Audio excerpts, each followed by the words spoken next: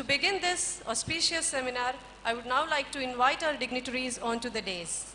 May I take the privilege of welcoming our Vice Chancellor, Professor S. Ramchandram Garu, to please come onto the dais.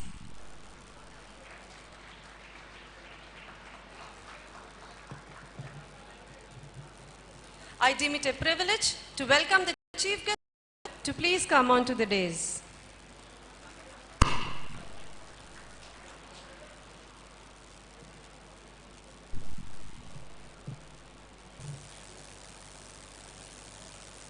The speakers of today's seminar, Professor Mohammad Suleiman Siddiqui sir, former Vice Chancellor, Usmania University. Sir, please occupy your seat on the dais. I now welcome Professor K. Nageshwar, Editor, The Hands India, to please come on to the dais. I welcome Srimati Ranjana Kumar, former Vigilance Commissioner, to please come on to the dais. I welcome Dr. S. Chandrasekhar, Director, IICT, to please come on to the dais.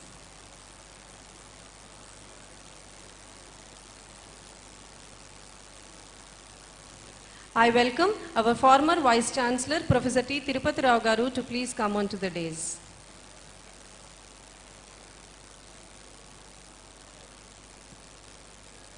I feel privileged to welcome Dr. R.S. Praveen Kumar, Secretary, Telangana State Welfare for Social Residential Schools, to please come on to the dais.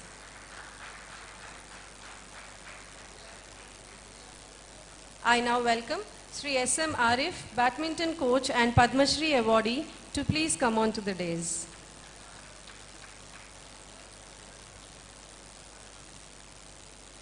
I request the Registrar of Usmania University, Professor C.H. Gopal Reddy Garu, to please come on to the dais.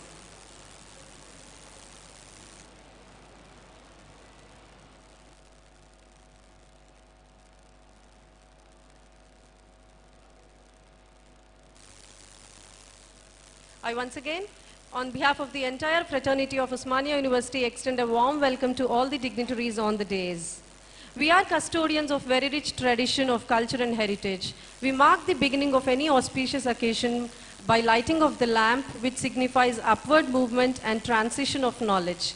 I now request all our dignitaries to please mark an auspicious beginning by lighting of the lamp.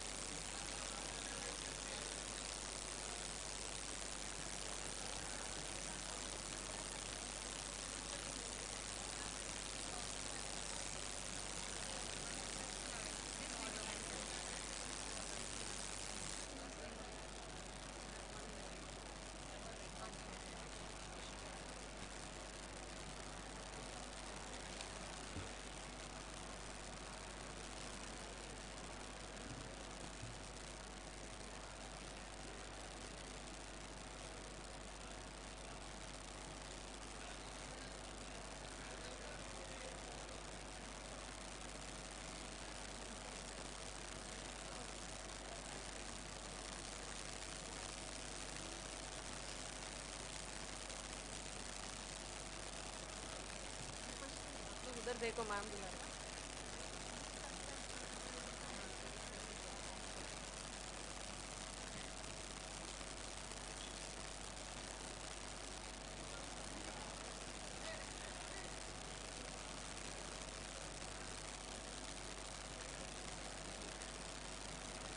We thank all our dignitaries for marking an auspicious beginning for the seminar. I request Dr. Rupashri and her team to present the invocation song.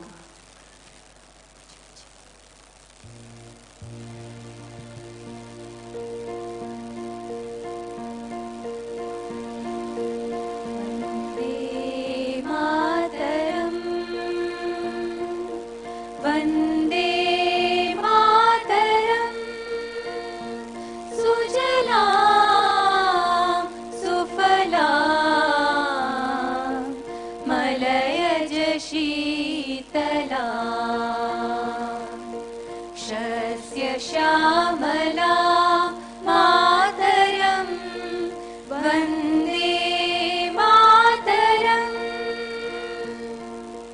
शुभ्रज्योत्स्ना पुलकितयामिनी फुल्लकुसुमिता ध्रुमदलशोभिनी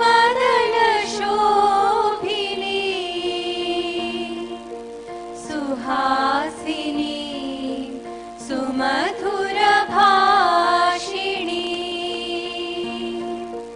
सुखदाङ्गरना मातरं वन्दे मातरं Vande Mataram.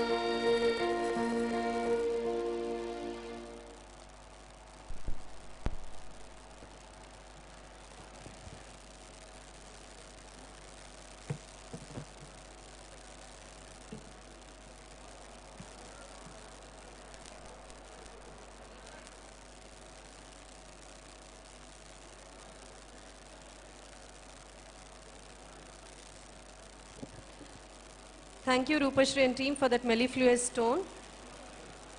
I now hand over the session to the chairperson of the seminar, Dr. K. Keshava Rao Garu, Honorable Member of Parliament, Rajya Sabha.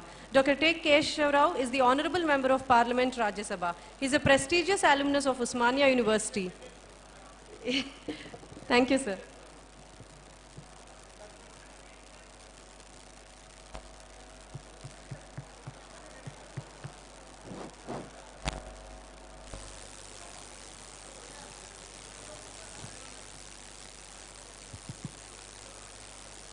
Hello, am I audible? Well, it's a very wonderful idea for the Vice Chancellor to think of a serious seminar with the senior thinkers like you. Just immediately within moments after the gala celebration, where your heart still is beating with joy, and joy is overwhelming. So I thank him. Before I really don't know what exactly chairperson means. Because if I were to be presiding over, I had some control of presiding over. There is nothing like chairperson over it. So I only share the chair along with you. Before we really start, there are 3-4 items. That is where before kicking off the beginning, welcome address by Vice Chancellor, Mr. Ramchandran.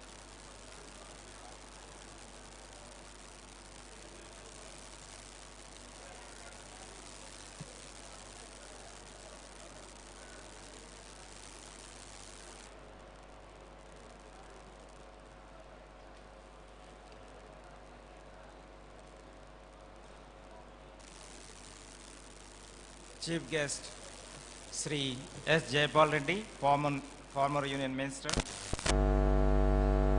Chairperson Dr. K. Keshava Rao, Honorable Member of Parliament, Rajya Sabha.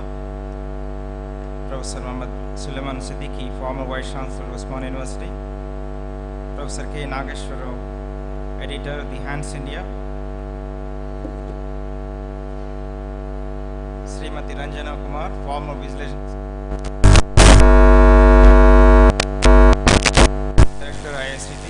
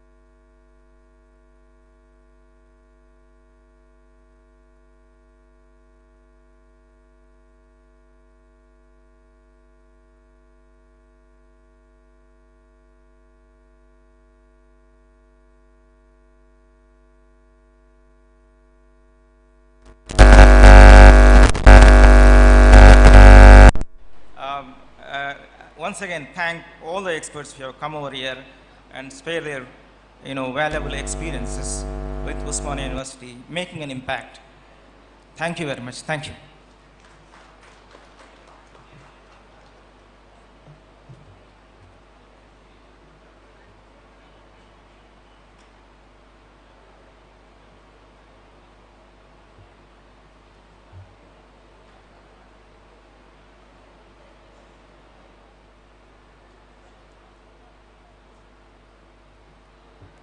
Thank you, sir. I now request the convener of the seminar, Professor G.B. Reddy Garu, to please tell us about the seminar.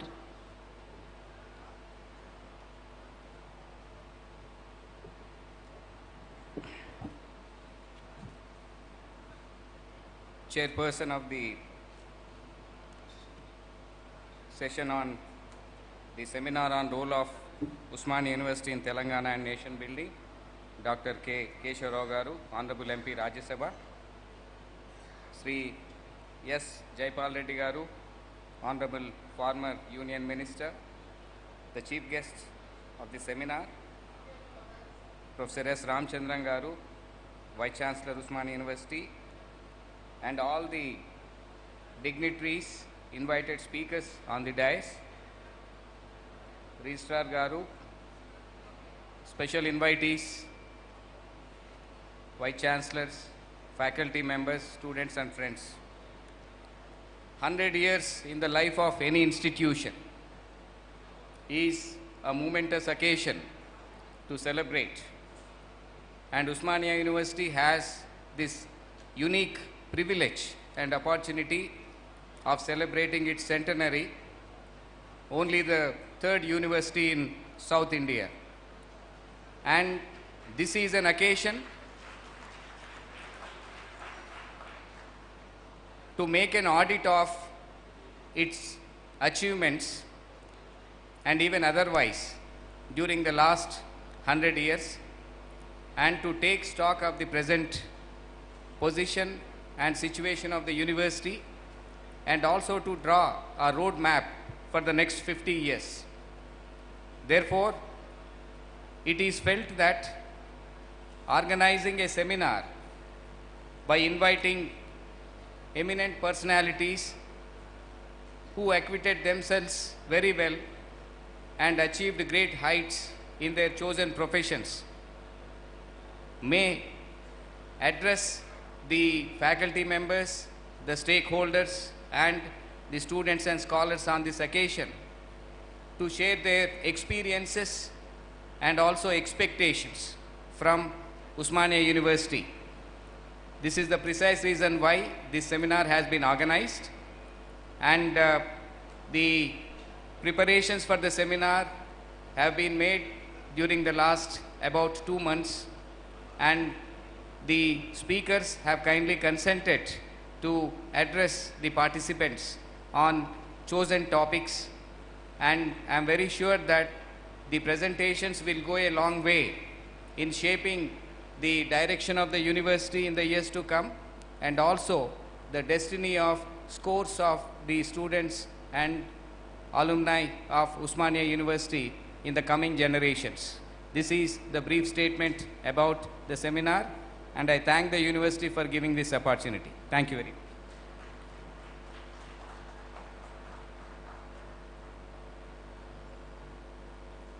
Thank you, sir. Thank you for all the efforts for bringing so many transcendent minds here on the dais. Thank you. I now request the chief guest of today's program, Shri S. Jaipal Reddy Garu, former Union Minister, to please address the gathering.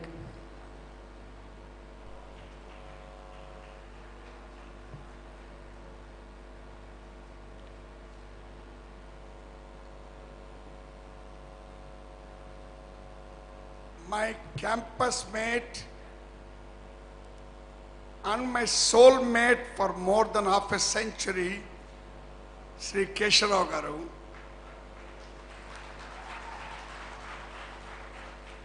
the Vice Chancellor of our alma mater, Shri Ramchandran Garu, very eminent panelists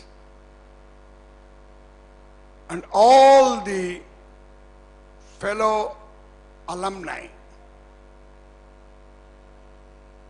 Good afternoon to one and all.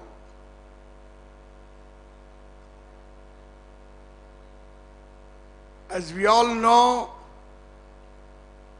this is an occasion for a fiesta of nostalgia.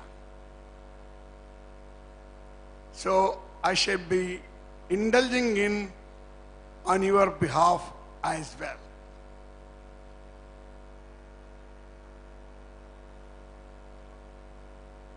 I shall also go down the memory lane, and let's do it together. My sentiments, like those of yours, are marked by inexhaustible gratitude to our alma mater. Every granite stone of the Arts College building, which is grandiose, seems to welcome us back, either as prodigal sons or as chastened elders. Chastened as we may have been, we can never be as chiseled as any single stone of that building.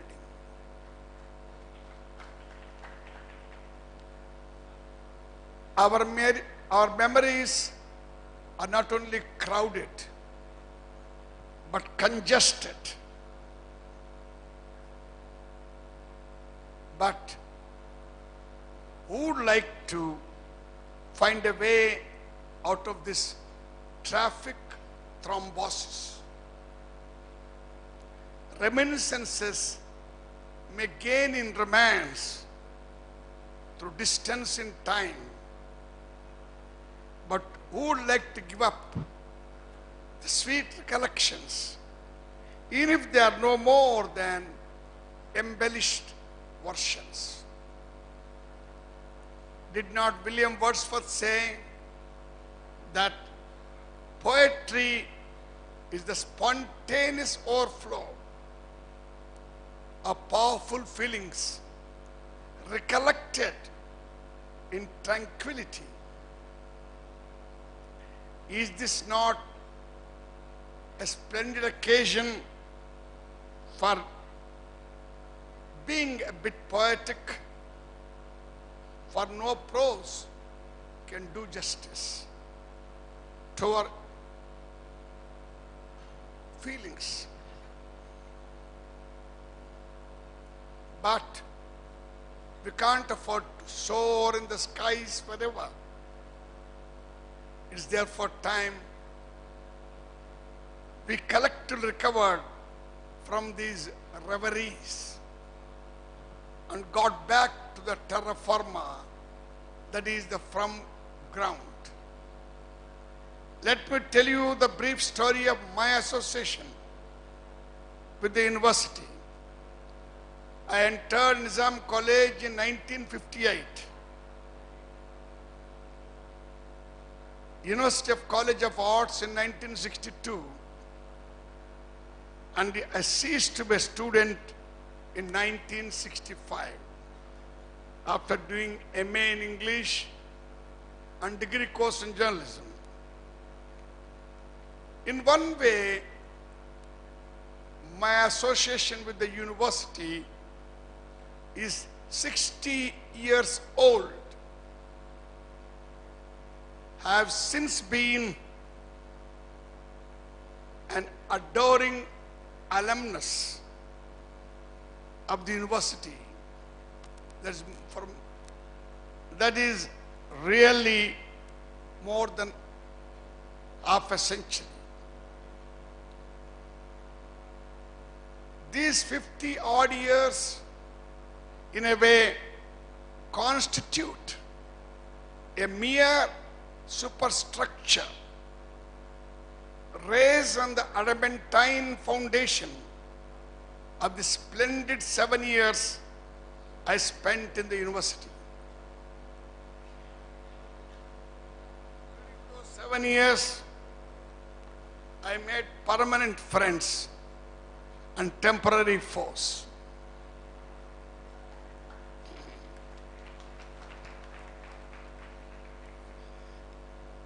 This critical period opened my mind and filled it with facts.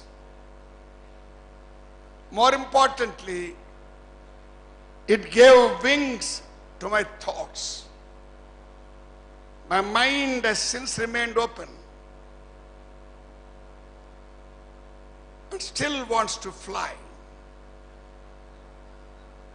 We all studied our respective subjects, but we also debated everything on earth, nay, everything in the universe.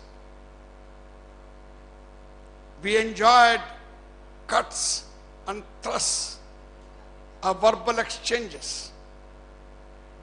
Figuratively, we crossed swords, but injured none.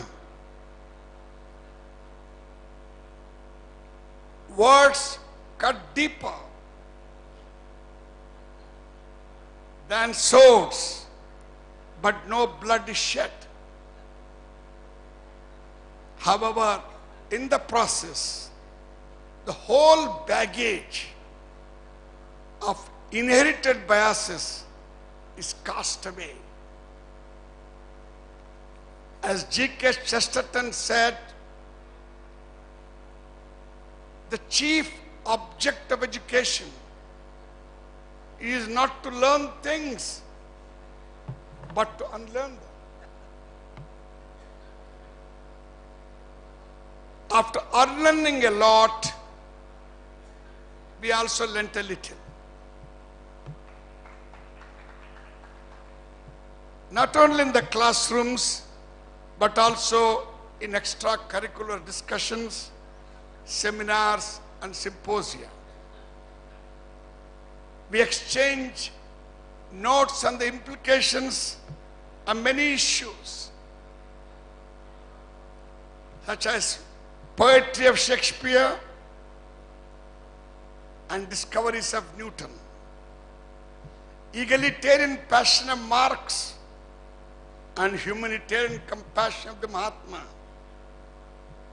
Darwin's evolution and Lenin's revolution,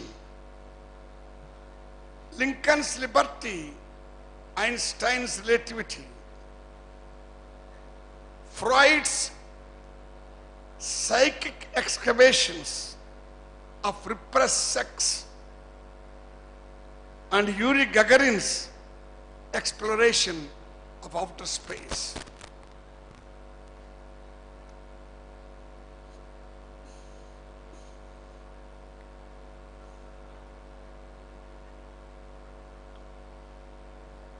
Apart from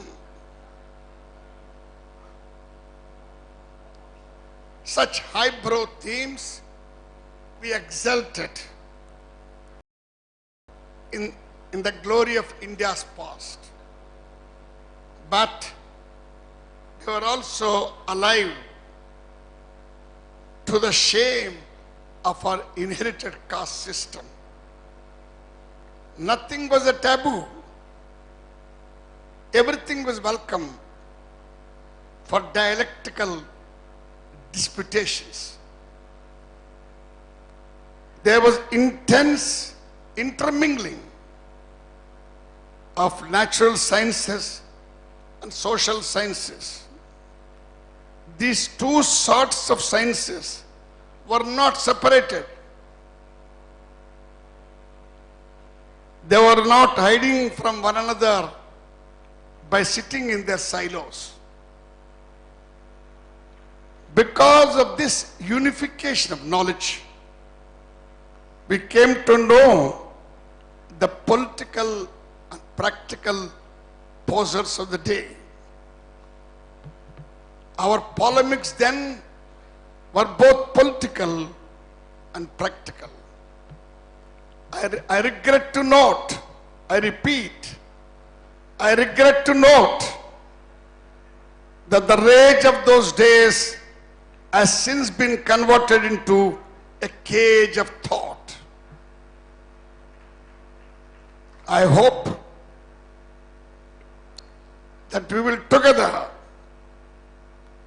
try and capture the liberal elan and ethos of our alma mater.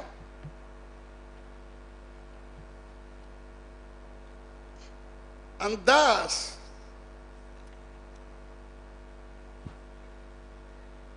shine the light of liberty on the path that the universities of India should follow. In other words, we shall be the beacon light to all the universities in India.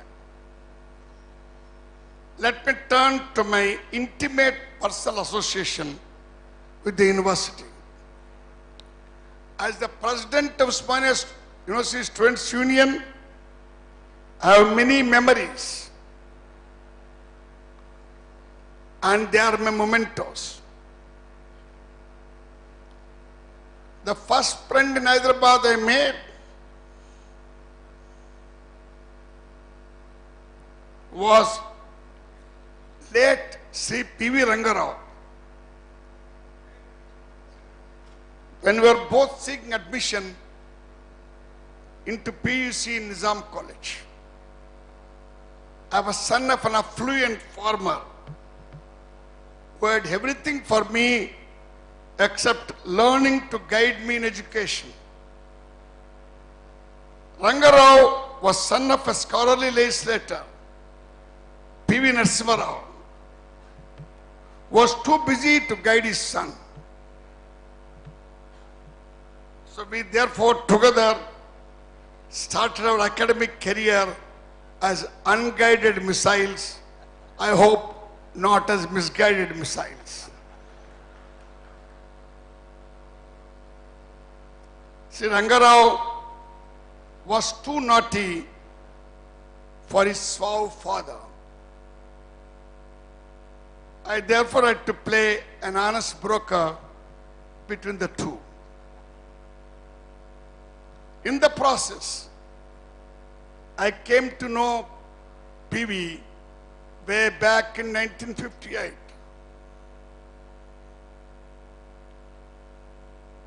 In one of my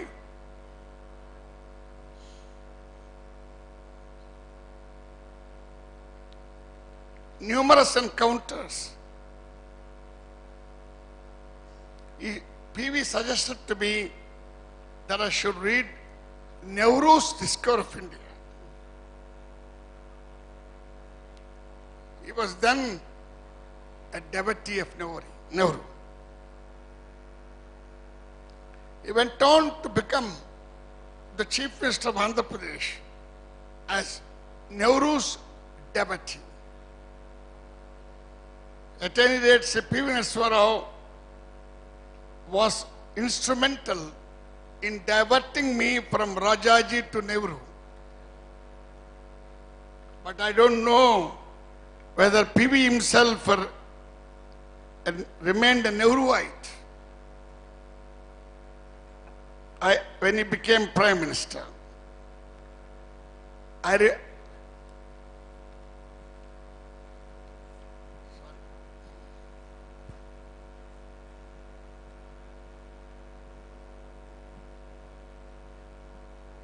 But I remained one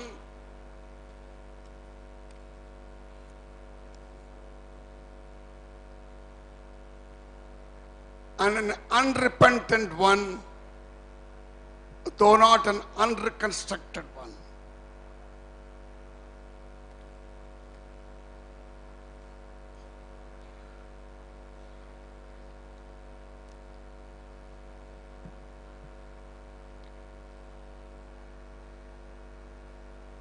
I was the recognized opposition leader with the cabinet of central government, cabinet rank, in the Rajya Sabha when PV became Prime Minister way back in 1991. PV was prevented from becoming, no, I don't know. I don't know whether he formally became the student of Osmania University. If he didn't, it was not his loss. It was our loss. Shri Keshava Rao became a casual acquaintance in Nizam College, of course, during some strike, and went on to remain permanent friends. We were not ever even temporary foes. He became a minister of state government, member of Rajya Sabha twice. He played his crucial role in the formation of Telangana state. I am delighted that he is still serving the new Rajya Sabha, new party.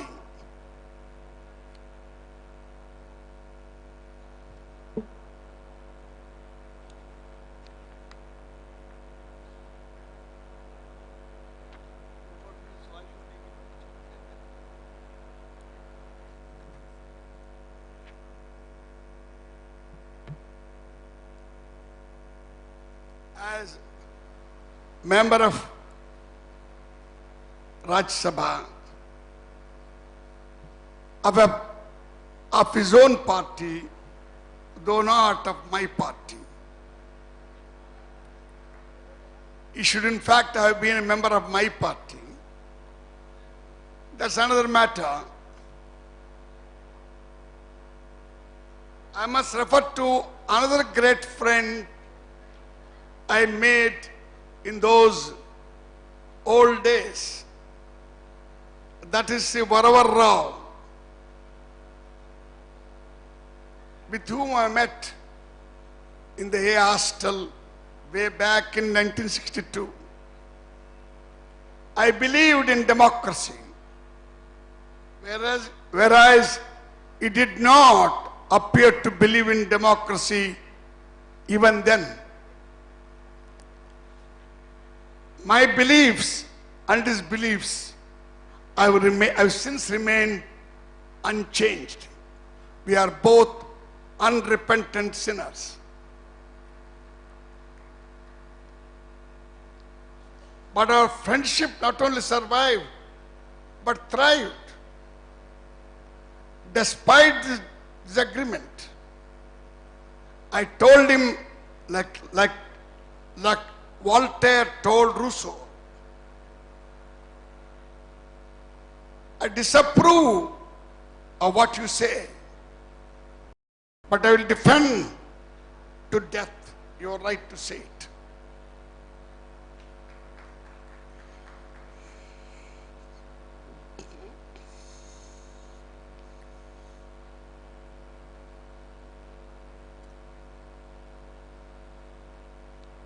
As a leader of revolutionary poets, he has been playing his unique role. And another friend, Sri Raghavachari, on the campus,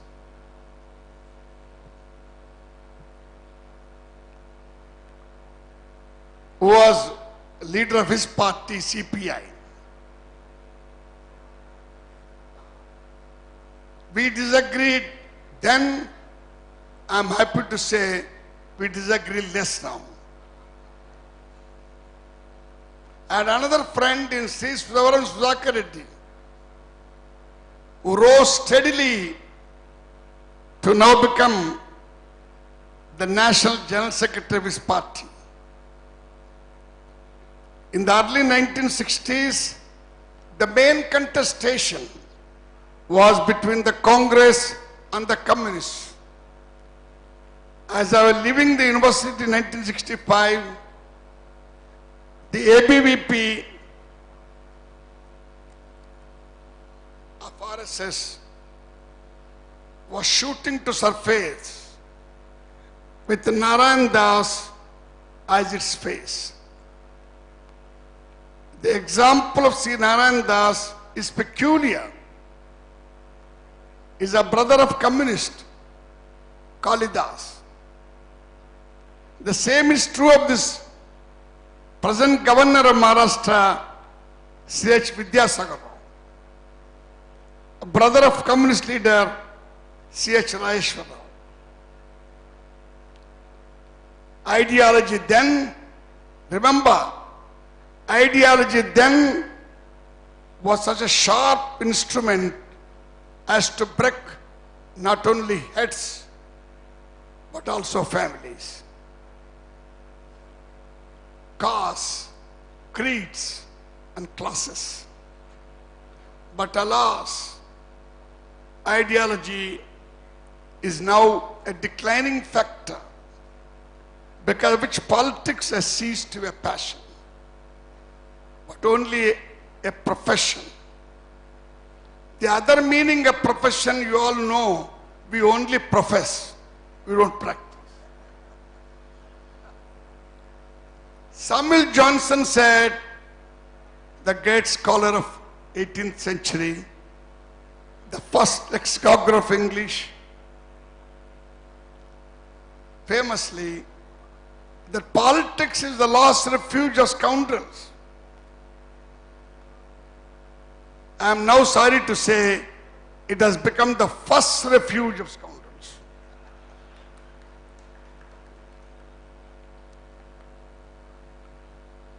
To get back to a theme from this slight divagation, I must refer to the examples of Dr. Mallikarjun,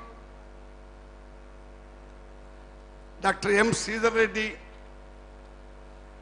who led students' wings of Telangana agitation between 1969 and 71. I must now revert to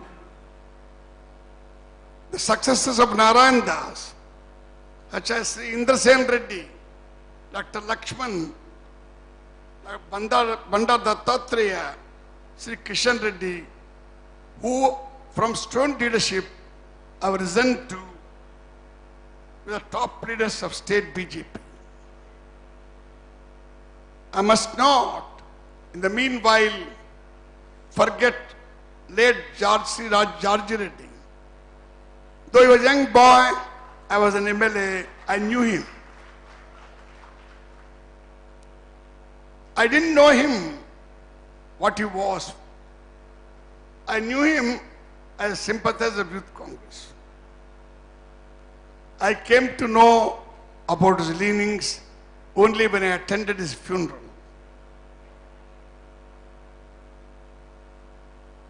He was a red star on the Usmania horizon.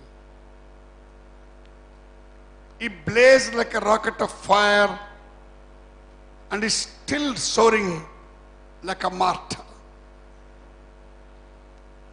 We must not forget that the Usmania began its career in the whole Hyderabad state, which produced about 7 chief ministers. They include Sri P.V. Narasimha Rao, Dr. Mari Channa Reddy, Sri Nadandla Bhaskar Rao, Sri N. Kiran Kumar Reddy, Sri Shankar Rao Chauhan of Maharashtra, Sri Virendra Patil of Karnataka. Currently, we are proud to have K. Chandrasekhar Rao, the current Chief Minister of Andhra Pradesh.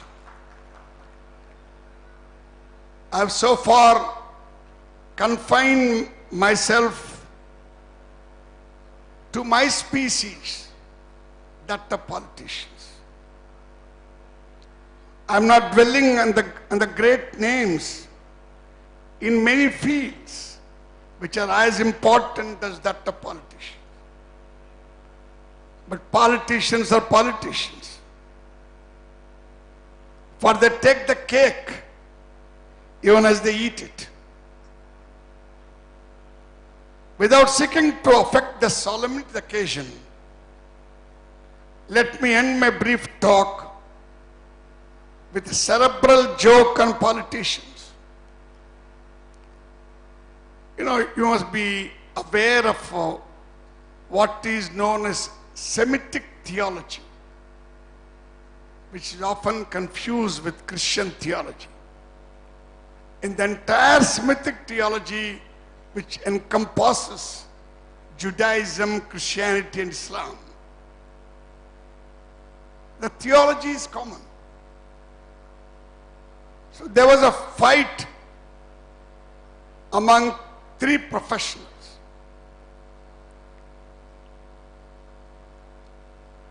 One was an engineer. The other was a doctor. The third was a politician. See, according to the theological story, the world was first a chaos, universe, sorry. Mr. Monroe, it was universe. Maybe a few decades hence, it will become a multiverse. The universe was a chaos. So the engineer said, when it was a chaos, it was I as engineer who transformed into cosmos.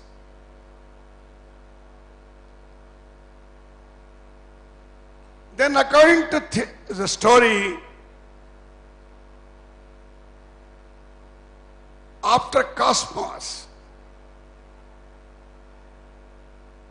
God wanted to create Adam. Then God also wanted to do some mischief. He wanted to create Eve. He did it by performing operation on the rib of Adam. So the engineer said, it was I who transformed the original universe into cosmos. Therefore, my profession is the greatest and the oldest. The doctor said, it was I who performed the operation on the Adam and created Eve. So mine is the greatest. The politician, as usual, as the last word, he chipped in to say, look, my friends, you are talking of cosmos, all right. There was chaos, you agree. Who created the chaos? It was I who created the chaos. But then, friends, I can assure you, we will also clear the chaos. Thank you very much.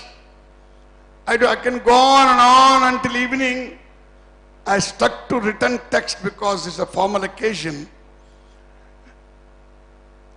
The past of our university has been glorious. What is more, it's very distinctive. I don't like to dwell on many distinctions, but I would like the current generation of students to be inspired to make our future more glorious than our past. I wish all of you great luck in your careers. Thank you very much.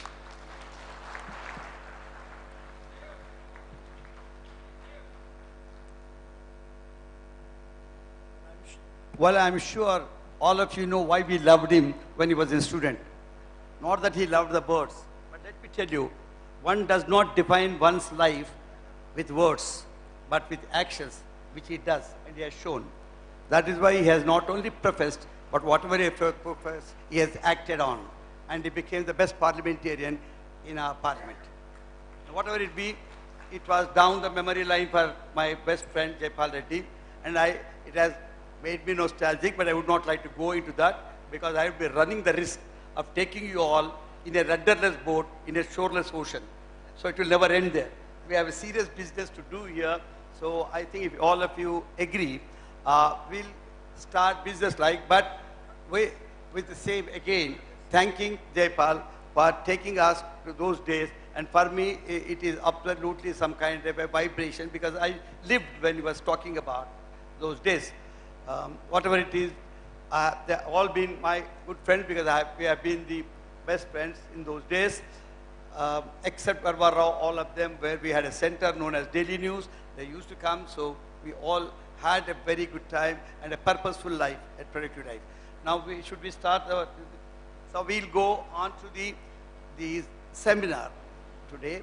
We have at least the Vice Chancellor thinks it's a serious subject, but everybody has been dwelling on that. That is OU's role. He wants a very specific, because I want, because you have scientists here, and the Vice Chancellors and the academicians, and Keshava Rao, he can indulge both science and also arts. So we can say, I'm putting it in a very specific fashion. It is the Usmania's role, or the university role, or the higher education role in nation building, particularly Telangana. So Telangana has its own challenges. Universities might have their own limitations. This is the limitations versus the big challenges that you face. So we have very erudite speakers here. I think she'll call them. Yeah, please. The first speaker of today's seminar is Professor Mohammad Suleiman Siddiqui sir, former Vice Chancellor, Usmania University. Sir will speak on Usmania University, the logical transition. Let me give you a brief introduction of Siddiqui sir. Professor Mohammad Suleiman Siddiqui has been the Vice Chancellor of Usmania University during 2005 to 2008. He's an accomplished administrator and scholar. He gave a new momentum to the infrastructure development and outreach activities of the university through strengthening of the Alumni Association and establishment of University Industry Hub. The university secured NAC re-accreditation with A grade during his tenure. We are privileged to have you with us today, sir.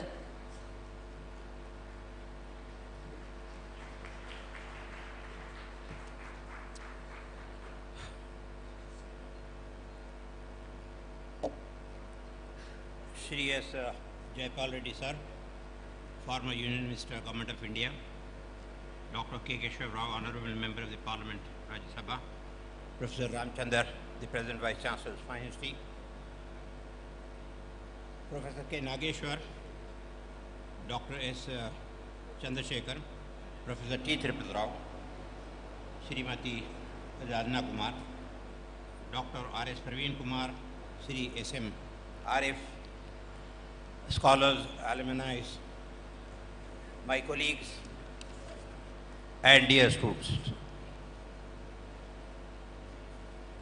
At the very outset, I would like to tell you that I feel very happy and proud that I am standing on this podium because I have spent 52 years out of these 100 years running between the arch at Vidyanagar and the arch at Tarnak. And I was lucky that I was not transferred from Shri campus all through my service. The journey of 100 years in case of any university is a great occasion. And it is a very historic occasion today that all of us have gathered here to celebrate this. The academic traditions, the character, the stature of Usmania University has matured and produced numerous distinguished alumni. I need not take the names, you are all aware of the fact. Some of my great alumni are sitting on the dais itself. This is the only university in the country to have successfully launched Urdu as its medium of instruction when it was established in the year 1917.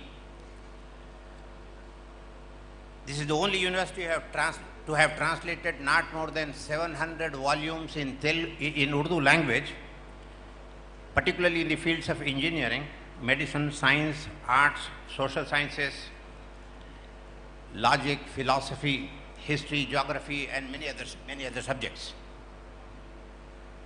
This is also the only university in India, the ethos of which is represented by the glorious Arts College building made out of one quarry, which is a harmonious blend of Indo-Islamic culture, Indo-Muslim culture. It represents the concept of unity and diversity for all the faculty members, for all the students, for all the visitors who have been coming during the last 100 years or so. This university has passed through several phases.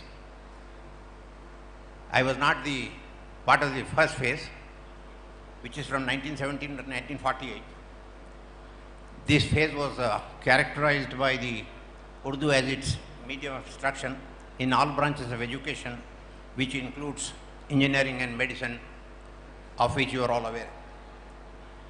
During this phase, attempts were made to strengthen the academic programs, establishment of the departments in the field of arts, social sciences, education and law. It was during this phase that the UG, PG and PhD programs were launched. The first phase can be referred to as the formative phase of the university, which was mainly directed towards the development of the academic programs and the infrastructural facilities on the campus. The second phase, which is from 1948 to 1968, is historic for two reasons. It is historic because, firstly because English replaced Urdu in the year 1948, and secondly because huge transition was in the offing. And from 1965, I am a part and participle of that particular transition which has taken place in Osmania University. It's a huge transition. I will not be able to spell out all that transition which has taken place during these years, but to tell you briefly, it was huge. It was unprecedented in one word. It was an increase both in terms of the number of disciplines and as well as the students. The third phase is the golden to the platinum phase, that is from 1968 to 1993. It witnessed considerable development in the field of research in the subjects of environmental studies, genetics, navigational electronics, area studies, audio-visual center, establishment of English language training cells, establishment of the Department of Biochemistry, microbiology, and many other departments were established during this phase. To take the education to the doorsteps of our rural students, Osmania University established Professor G. Ram Reddy Center for Distance Education in the year 1977. PG centers were established in the different districts of Telangana to bring about quality improvement in academic standards at different levels. The university introduced several reforms. I will only mention a few. In the year 1973, Osmania University introduced entrance tests. Autonomy was granted to our constituent colleges, which are Nizam College, Women's College, Sabha Science College and the other two colleges. Research centers were established, not only on the campus colleges, but also in our constituent colleges. We have 25 departments which have received crores of rupees from SAP and CASIS programs. Some departments have completed their second phase of their development. This has become the largest affiliating university with 900 affiliated colleges, not only in Telangana, then also in Andhra. And you must remember that these 900 number which I am talking about it is the number which was there before the establishment of the other 4 universities in the Telangana region, newly established universities. It has on its roll little less than 3.2 lakh students then. It has 5 constituent colleges, which are as huge in terms of academic faculty and students than the newly established universities in the Telangana region. 2 of these 5 colleges are as good as universities. I am referring to Nizam College, which is older than the establishment of Osmania University, which goes back to the date prior to the establishment of Osmania University. And I am also talking about the Women's College, which can definitely be easily converted in a day into a women's university. Osmania University has 12 faculties, 55 departments, and it enjoys brand name not only in India but also abroad. Our engineering college in the entire country, I am sure, has the distinction of sending the largest number of students to USA, UK, Australia, and other European countries. This brief introduction of Osmania illustrates the outstanding role Osmania University has played in nation building. The journey of this 100 years is a very momentous occasion in the history of Osmania University, but the university shall not rest on the laurels of the past, but it has to evolve, and it has to evolve from the modern to the postmodern. Mir Usman Ali Khan brought it from the medieval to the modern, and now we have to take it from the modern to the postmodern.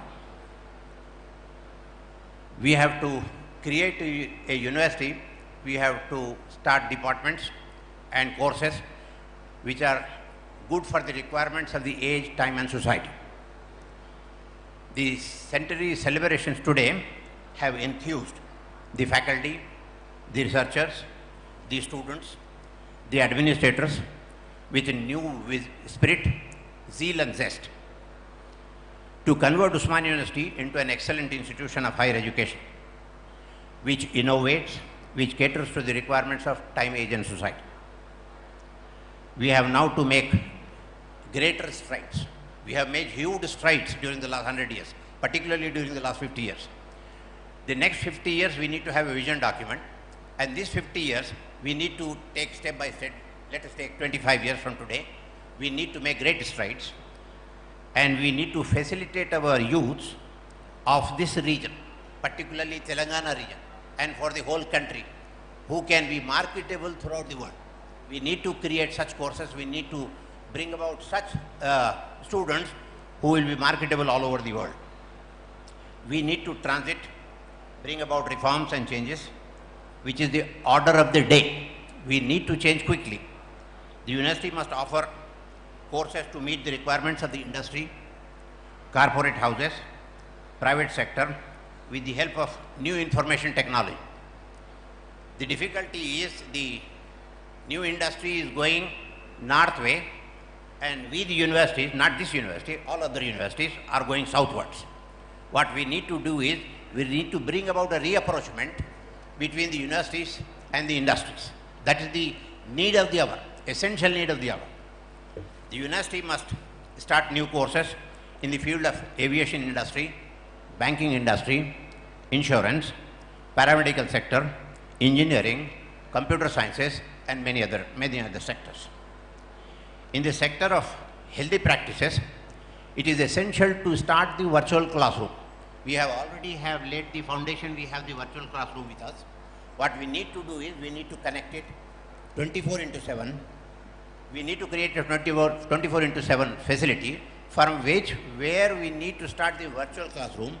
And I must tell you honestly that our audio-visual center has already prepared more than 900 lectures which are readily available to all of us. If we can use this virtual classroom and connect it to the hostel, where we need to create the academic rooms or academic houses, where the students who are desirous will sit and see. These lessons should be beamed 24/7 into our hostels, number one. They need to be beamed into all the campus colleges. They need to be beamed all the way into all our 5 constituent colleges, and if possible, in all the affiliated colleges which are affiliated to Osmania University. I can assure you, this facility can bring about a huge transition and transformation from the modern into the postmodern. This is the age of self-learners. What we need to do is, we need to start a directorate of online courses. A directorate of online courses is essential. I'll cite you an example. A Muslim girl, she was studying in McGill University. She was a burqa-clad young lady. She did her graduation in English literature. She got married and the husband took her to Kuwait. There she saw in the newspaper an advertisement for a teacher job in a school. She went and applied. She was called for the interview. 14 candidates were called for the interview. All of them appeared before the interview committee. And after the interview, the principal came out and she said, "You are the best." And she knew no bonds. She was flying. The next sentence she said, "You have not been selected." She was shocked to her hilt. And when she inquired what is the reason why I have not been selected, they said, "You don't have any teacher training program with you. You are only a graduate." She immediately went home, opened that computers, went online, checked if any course was available online. She found a course in one of the London universities. She did that 6 months course in 3 months, requested for the downloading the degree. They refused to download the degree and they said, "You have to come here and teach in one of the schools for a period of 30 days. She took the husband, they went on a holiday, she taught for 30 days, she came back and the principal offered her 6,000 riyals for the same job. Why I said this story is that we all youngsters who are sitting here, we need to do something, because you are staying here not only for 2 years, for another 2 years you are staying in the hostel for the buttermilk sambar rice. So we need to do is that we need to use these 4 years. I request the Vice Chancellor, I request the university, not only this university, all other universities, to provide a directorate of online courses to all our youngsters and pay the fee. Instead of paying them scholarship and so, pay the fee of the online courses. If a person who is doing MA in archaeology, or if a person who is doing MA in Indology, if he or she does one diploma course or one certificate course, the marketability of that candidate will be altogether different. So that is the need of the hour. That is the self-learning process we need to inculcate among the students today. That is another important change which I hope the universities will take care of. The university must start the university industry hub. This is the need of the hour. It is as essential as anything else. Earlier there was a need of a microbiology department, there was a need of a environmental department, there was a need of a navigational industry and so on and so forth. The need of the hour is that we need to start the university industry hub. We need to invite all the industry people onto the campus, put them on our board of studies and ask them to tell us what is their requirement. We need to devise courses on those lines so that the industry people will be able to take care of. While we do that, we also need to start the incubation centers, particularly in the professional colleges.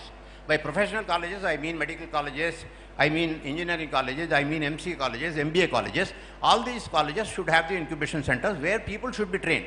Because when I was the Vice Chancellor, I had invited industry people and they said, "Sir, your students are good in theory, they are bad in practice." I said, "You are asking me to produce a Lux soap? You are asking me to provide Pounds powder, ready-made powder, dabba liye, khole la liye." No, not possible. So the fact is, the need of the hour is that we need to create incubation centers, we need to invite industry people. Our students should be good on the day when they take their degree to enter into the industry and start working. No industry is ready to train anybody. So what we need to do is, we need to start immediately the university industry hub, immediately. We need to change the age-old annual examination pattern. We need to evaluate our students throughout the year. That is a must. That is the order of the day. That is essential. That is not only happening in America, Europe and other universities, but even it is happening in Saudi Arabia, Malaysia, Java, Sumatra. If it is happening there, why can't it happen here? So what we need to do is, we need to change our 100-year-old system, where we conduct the annual examination of 100 years. I can tell you there were students, they came for writing entrance test. He starts from the hostel like this, comes and decides that I am going to take D, all the 100 like D. He will get 15 marks and he will pass the entrance test and he is admitted to the course. That's not the way. What we need to do is, we need to change the evaluation system throughout the year. We need to give 20% for the midterm examination, 20% for collaboration between the students. We need to form the groups, 20% for the project work, 20% for the final examination, and 20% for the attendance. Sorry, all the young students, but that is the need. That is the need of the hour. We need to do that. We need to immediately change this. The university must set up a 24/7 facility immediately. And this 24/7 facility has to be there, because our university starts at 10 o'clock and sleeps at 4 o'clock. The order of the day is 24 hours. Everybody is working 24/7. Go and see Genpack at Uppal, go and see Satyam, Infosys and so on and so forth. They are all working round the clock. we also need to work round the clock. If we cannot work round the clock, at least we can provide facilities to our students round the clock. So therefore, we need to create 24 into 7, and that 24 into 7 facility for the student should have the competitive examination library, that have central placement cell, that should have the directorate of online courses, because they should do, anytime they want to study 2 o'clock in the night, they should be given a facility to do that. That's the most important thing. Another important thing, which is again the need of the hour, is because 90% of our students, particularly I can tell you, I can vouch for the Usmania University, is they are all rural based. They are all Telugu speaking candidates. They are not English speaking candidates. So we need to train them in spoken English. We need to start ELTCs. English language training cells should be there in every college. One ELTC in the campus is not enough. There must be ELTCs in every colleges, in all the constituent colleges, and along with this ELTC, we should have the language lab, so that the students should speak fluent English language, because the chowkidar at the gate of this Gen Pack, the moment you go there, he says, "Sir, can I help you? Naaku idi kavalante, can I help you?" So therefore, what we need to do is, we need to train these young people. 60% youth is available in India. It's a great force, and this great force can transform this nation. And this Usmania University has to bring about such changes which will help these youngsters in transforming our nation. That is the key of the day. There is also an urgent need to start the finishing schools. We need to tell them how to talk, how to walk, how to behave, how to respect. When I am talking about respect, I would like to tell you one thing about when I was a student. I was fortunate to have Aryendra Sharma of the Sanskrit department as the principal of Arts College. Sir must be remembered. A towering personality of 6.5 feet. आप देखते डर जाना, इतने बड़े आदमी. He used to walk from that corridor. We used to sleep into the other corridors. Nobody was permitted to leave alone. Nobody dare enter into the corridor of the principal, leave alone the principal's room. No permission was available. Without appointment, nobody can enter the principal's room. That was the great personality. He was a great linguist. He taught Sanskrit language in Germany. Is there anybody in the hall who has taught Sanskrit language in Germany or France? No. So you remember those days, Aryendra Sharma, 6.5 feet man, teaching Sanskrit in German language. The moment he used to come, we used to slip into the other room. That was the respect which was available for the teachers. Today, sir, edvotunaru, panileda. There is another important thing which I would like to tell you is, we need to change the teaching pedagogy. We need to use the new technology. Oh, blackboard, I am not against the blackboard. I am not against the chalk piece. I am not against the duster. But the fact is, we need to use the new technology which is available to us, because it puts that thing into the mind of a student. Please use the technology. We need to use the teaching pedagogy in the different departments. For our PhD students, you must have all heard the Honorable President of India speaking today, how bothered he was from the sentences. It was clear that what is happening in our universities. Is there any innovation taking place? The IITs are producing great minds, he said, but all these minds are going abroad. They are not helping us. What we need is, we need our universities to provide those brains, so that those brains shall help the government of India. This particular country called India, this particular country called Bharat. What we need to do is, we need to change the mechanism as to how do we transit from the modern to the postmodern. For our PhD students, innovation should be the key. Today is the age of, if I am permitted to say that, it is the age of cut and paste. There cannot be any cut and paste in PhD. It took me 9 long years to produce one PhD thesis, my own thesis. If I had to work for 9 long years to produce one thesis of 300 pages, my students are producing thesis in 10 days. How is it possible? So therefore, the key word for the Usmania PhD research scholars is that innovation is the key. If you can write something new, something innovative, then only it is a thesis, otherwise it is a katra. I must also tell you that the research students have to be oriented to the new research methodologies, new IT techniques. No such thing is taking place in the universities. It is the order of the day that we need to tell them that you need to know the research methodology, you need to know the ID technology. Everything is available in your bedroom. I can go to Oxford and Cambridge. I can go to Oriental Manuscript Library in my bedroom. I can go to India Office Library in my bedroom. I can do anything sitting at home. That was not available to me when I was doing PhD. Xerox machine was not available to me at Bidar. So I had to come back to Hyderabad to take Xerox a few pages. That is very, very important. The other important problem for the PhD is that we need to check this plagiarism. All European universities have developed that mechanism. They have that technique. They put it and they tell you in 5 minutes, this is not yours, you have copied it from such and such book. So what we need to do is our university must produce recently a thesis came to me. I said, sorry, I will not be able to look into this. So the controller of examiner phoned me back and he said, why?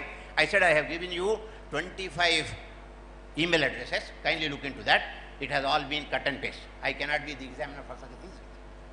A thesis came from London. A thesis came from Delhi University to me, and it says Banda Nawaz, the saint of Gulbarga, was a Shia saint, though he was a Sunni saint, and to prove that he was a Shia saint, he wrote 45 pages.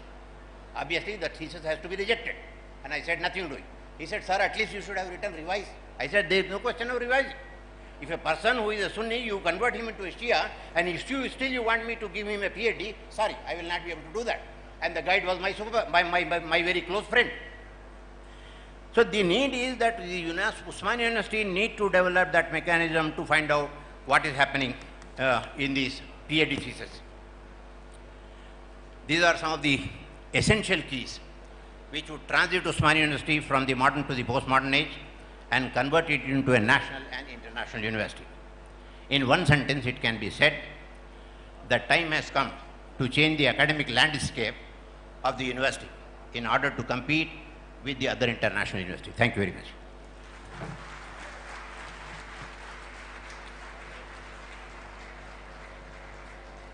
Thank you, Mr. Siddiqui.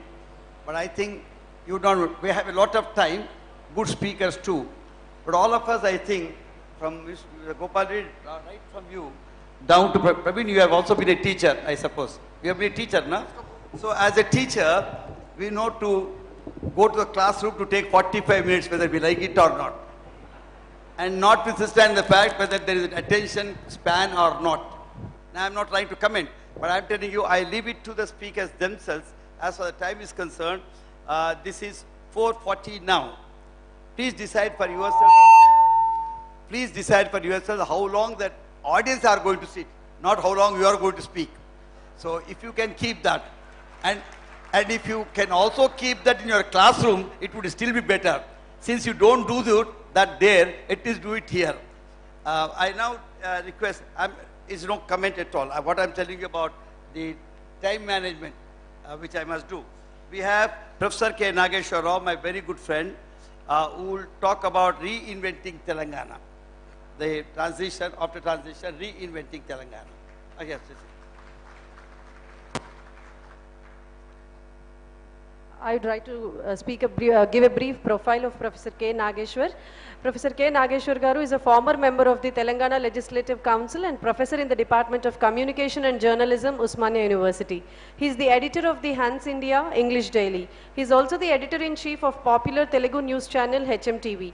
He is a prolific public speaker and writer. He is on the guest faculty of various institutes and is a resource development and many journalism schools. We are happy to have you with us, sir.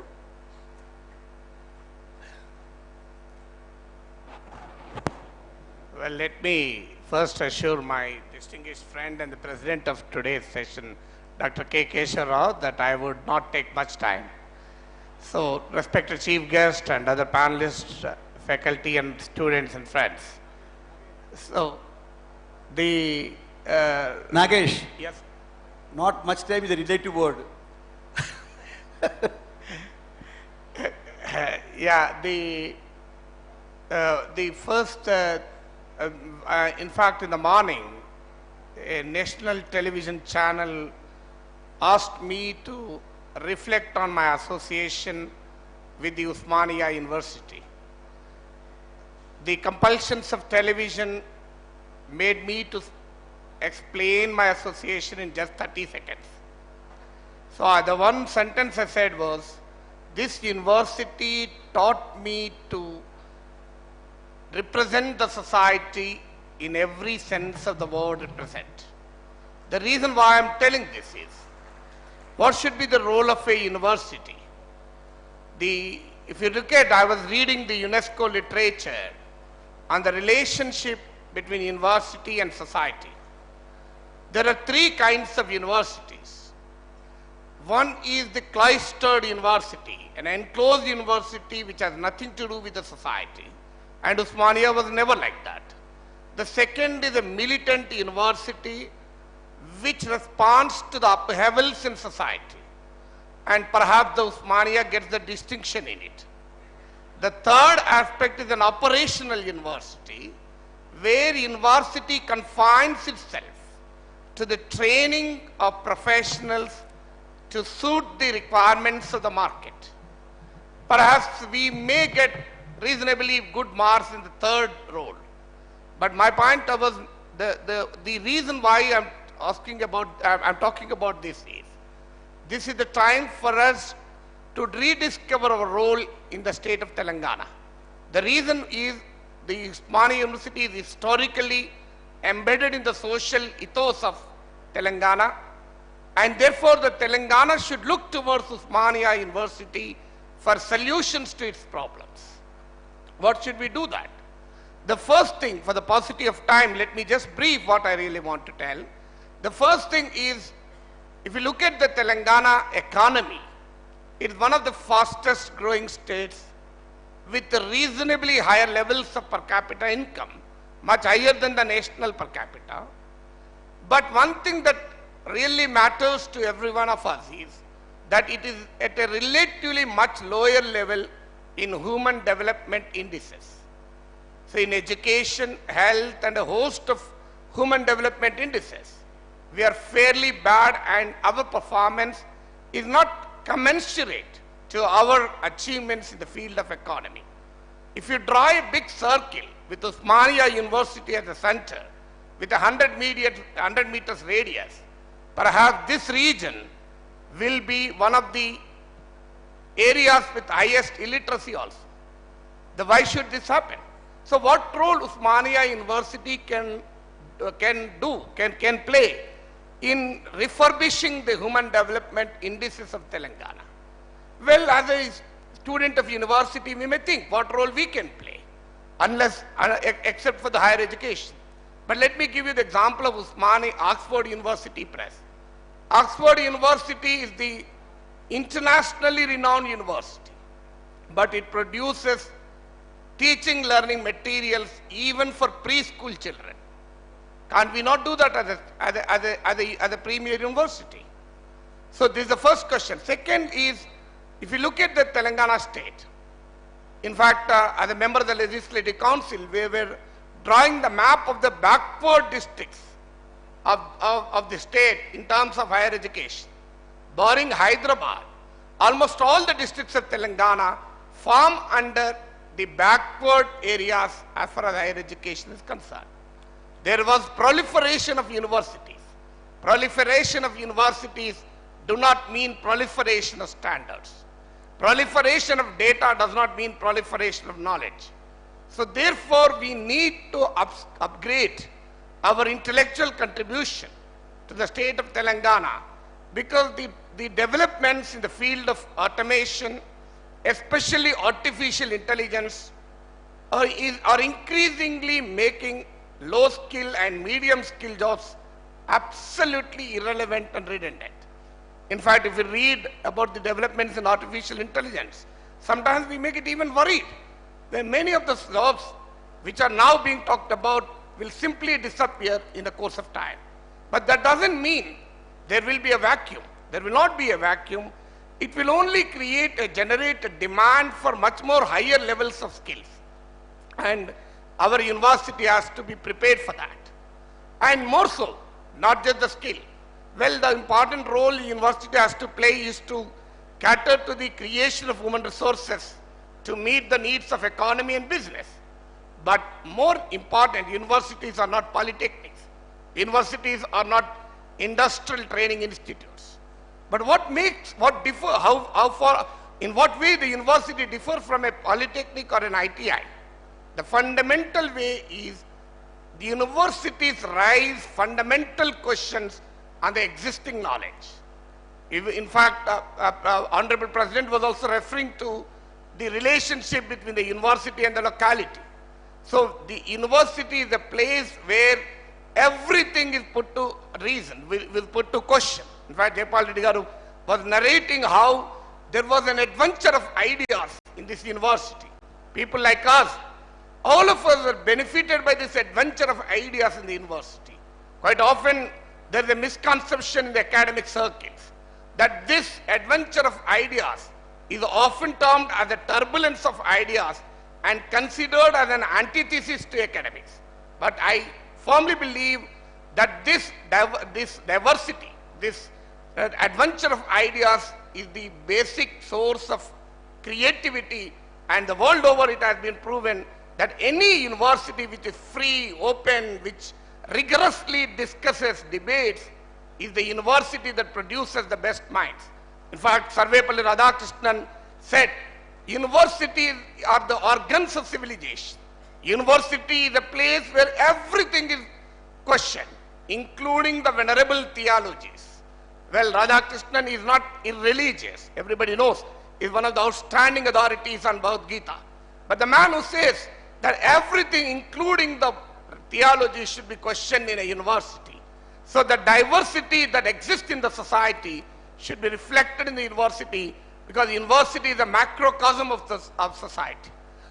So on this occasion, to conclude, the only thing which I wanted to tell you is, what role Osmania University will chalk out for the next 50 years. This should be a university where Telangana looks for solutions to its problems. This is the university, this should be the university where Telangana looks for a public policy guidance. This should be the university where the nation and the world look for fresh, original, scintillating, exciting ideas. As a proud and patriotic Osmanian, let us rededicate once again for building the glorious intellectual heritage of Osmania University. Thank you very much, friends.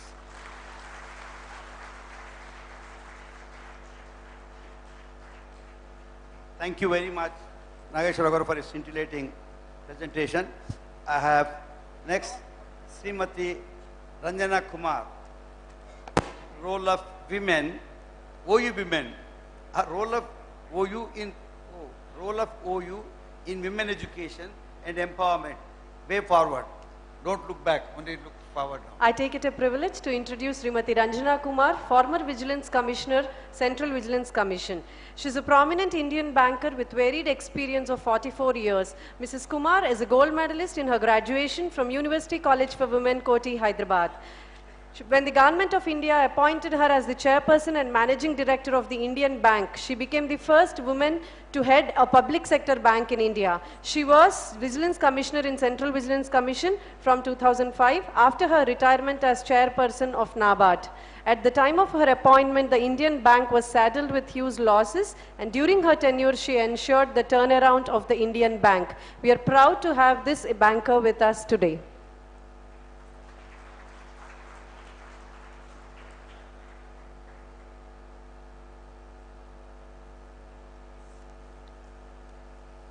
Honorable Shri Jaipal Reddy, former Union Minister, Honorable Shri Keshava Rao, Member of Parliament, esteemed panelists here, former Vice Chancellors, students, lecturers, professors, ladies and gentlemen.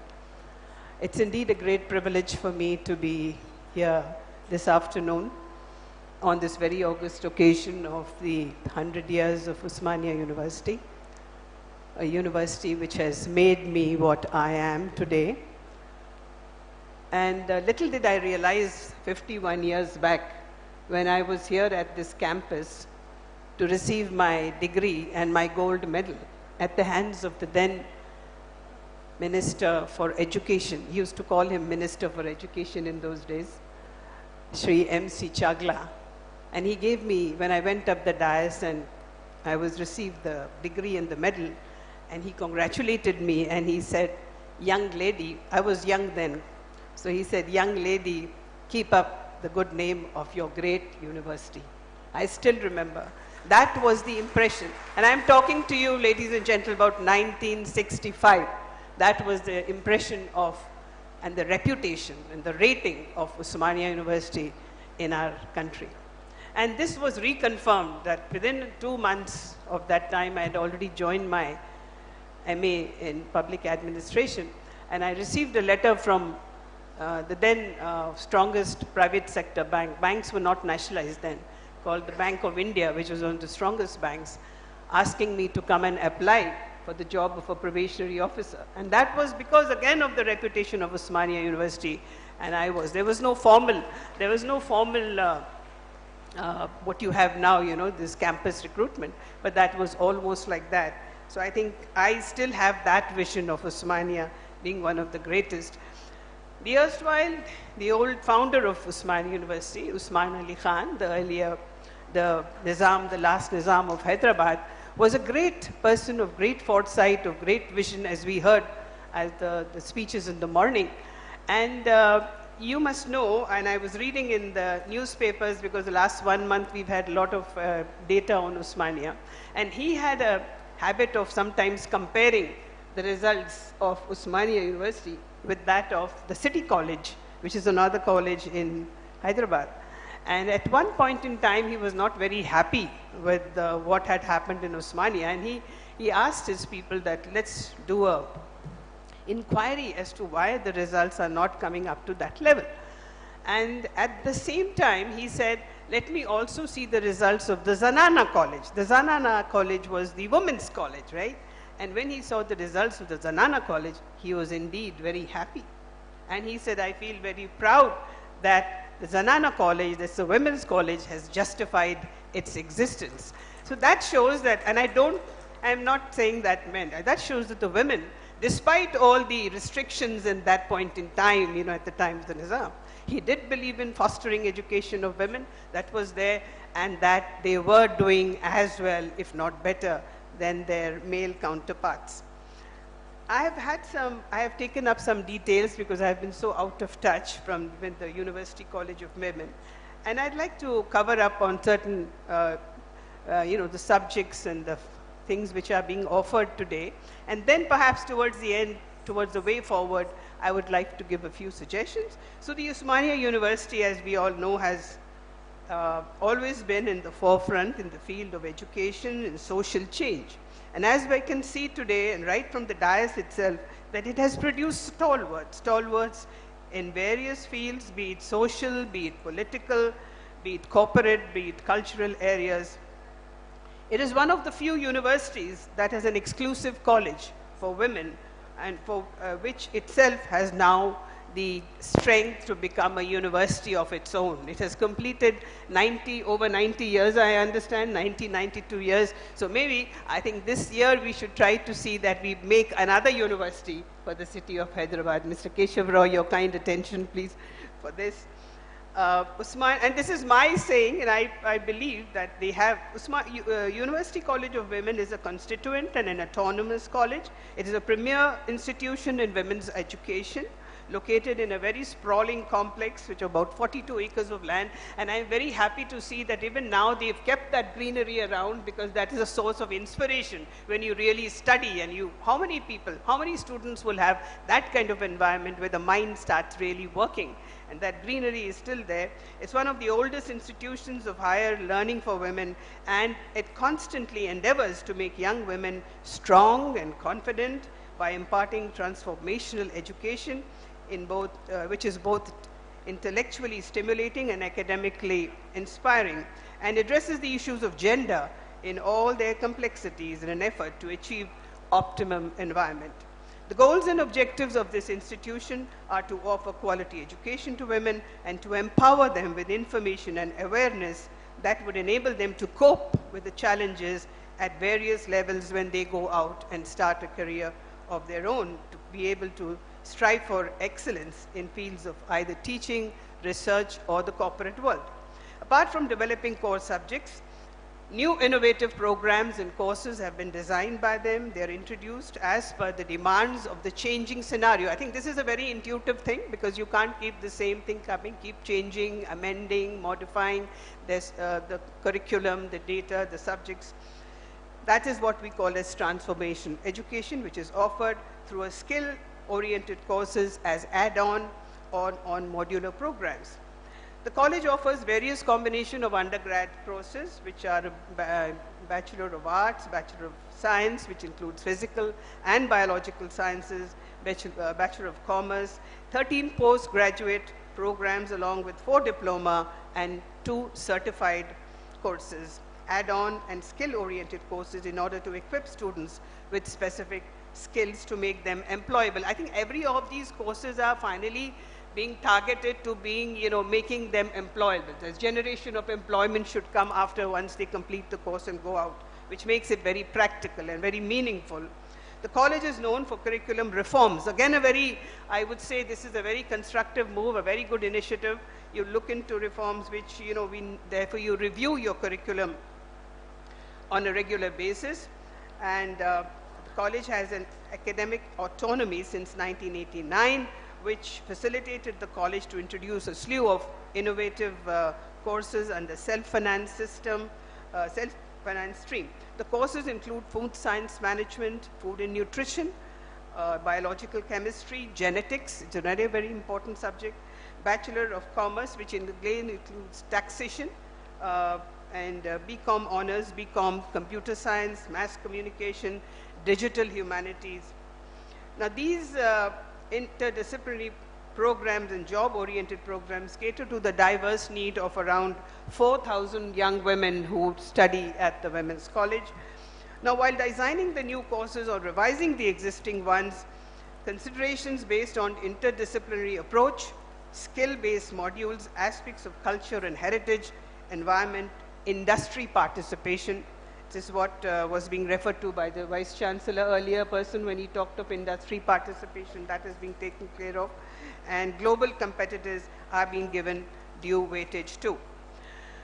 The college offers the same platform, and this is very important. The college offers the same platform to all students, and importantly, the institution identifies slow and advanced learners separately, slow and advanced learners based on the students' performance in the internal assessment test, assignments, seminars, and group discussions with the subject lecturers. They watch, they observe, and students are attached to mentors, and remedial classes are conducted for the slow learners so that they have an added benefit. You see, they have mentors who guide them, who motivate them, who bring in their self-confidence, their self-reliance on them, and so they are getting that added and the advanced learners, on the other hand, are encouraged to make presentation independently on seminars and also to participate in various student symposia like paper presentations, projects, and the like. They are also encouraged and guided to prepare various competitive examinations. On the other side, the scheduled caste, the scheduled tribe, and minority students are given special coaching for different competitive exams under what they have a special cell called the Equal Opportunity to Cell. The faculty of the college involves the learners in all levels of teaching, learning process, leading to acquisition of skills, interactive learning, collaborative learning, and independent learning. The institute monitors the quality of teaching, learning through a student's feedback. Now, this is something again which, if you recollect this morning what the Honorable President of India talked of, the relationship between the teacher and the student shouldn't be like a bondage, but there should be total objectivity and freedom of expression. So in offering this teaching learning through student feedbacks is obtained teacher-wise and subject-wise every year to measure the quality of teaching. This enables the teachers themselves to realize and to analyze their own performance with every year in objective basis to be able to improve upon the same and to take suggestions in the right manner and to improve upon that and add value to their own classes in the future. The institution has a placement cell providing job opportunities in various organizations for both the undergrad students as also the postgraduate students.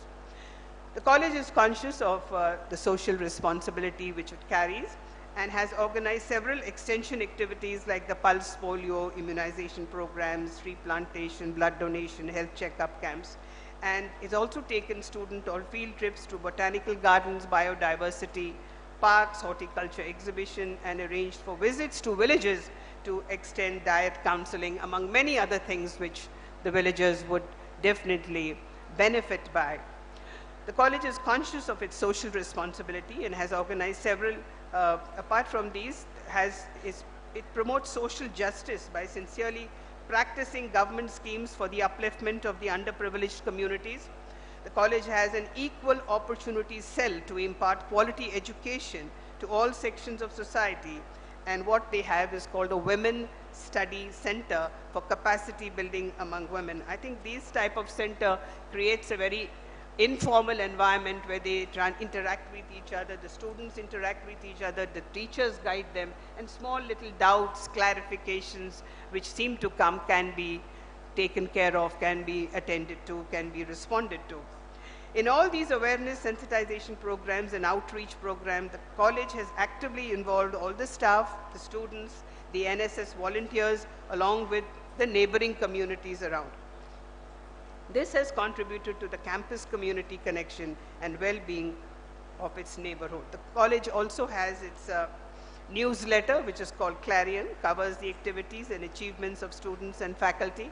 And Vasudha is a students' magazine which is brought out on an annual basis, which reflects the creativity of the students, the articles they write, the photographs they give, the anecdotes they give, the experience which they relate. And the idea here is that the students not only write articles, but they also form part, turn by turn, they become part of the editorial magazine, the editorial committee of the magazine, which will help them if some of them are interested in journalism in some time in the future. A group of student editors work along diligently to bring out the college magazine. The college also has a foreign students advisory committee which has constituted to address the needs of the foreign students. Again, the equal opportunity cell in the institution caters to the needs of the students from the scheduled caste, scheduled tribe,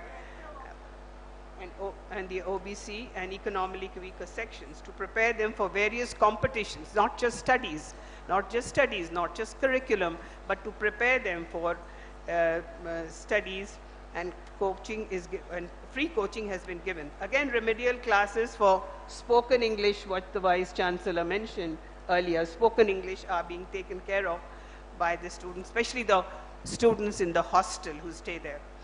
Again, something I thought it was a very constructive move, and that is the students of BCom taxation are taken to chartered accountant firms. They're taken to chartered accountant firms for internship programs, and the students of commerce department under the program CLICK, which is C-L-I-K, fill in and file income tax returns of the staff of the college. This is very important because they get that hands-on, on-the-job training for that. Both manually as well as online. The optional subject of food science management is having on-the-job training again as one of the components in the course curriculum. As part of the Platinum Jubilee celebrations of the college recently done, the Alumni Association was formed to bring in together all students of the college for active involvement in the building of the institutions. Now, apart from student feedback, which I just mentioned to you, there also is a parent-teacher meets. I think normally we associate parent-teacher meets to schools only, but here is a college which is talking of undergrad, postgrad, also having parent-teacher meets, a very bold initiative. And they have interaction with the lecturers, with the professors, teachers for not only improving their own child, but of improving the functioning of the college itself. The college has a grievance redressal cell for the staff and students which redress grievances as and when they may be arising. Suggestion boxes are also placed to help those students who don't want to come out openly and express their problems, and all these are being reviewed and measures are being taken to address the problems promptly. The college also has a fully functional anti-ragging committee for each block, which actively dissuades against such malpractices. Now there is a students' assembly, which is a major inclusion in extracurricular activities. The college conducts student assembly every Wednesday, introduced from the academic year 2013-14. And the present, and this will bring out latent talents. There are a lot of students feel very shy, some of them don't come up. I think this sort of an assembly encourages them and kind of guides them to take off. Somebody may be a very good debater, very good at elocution, maybe good at mimicry or maybe dramatics. So this is a forum given to them to be able to take out their hidden potential. Feedback is taken again from students who participate in the placements. You see, when the placements are done, students, you have all these, the large companies, the corporates coming to college. So after this takes place and when they evaluate the results, the feedback is being taken from the curriculum, from the students, and this is being updated to see what are the additional training which the student should have had, what is the additional information with which the student should have been properly equipped before he or she appeared for the interview. And finally, they have a diet counseling center run by the Department of Food and Nutrition, which takes care of the health, good health, and promotes self-care.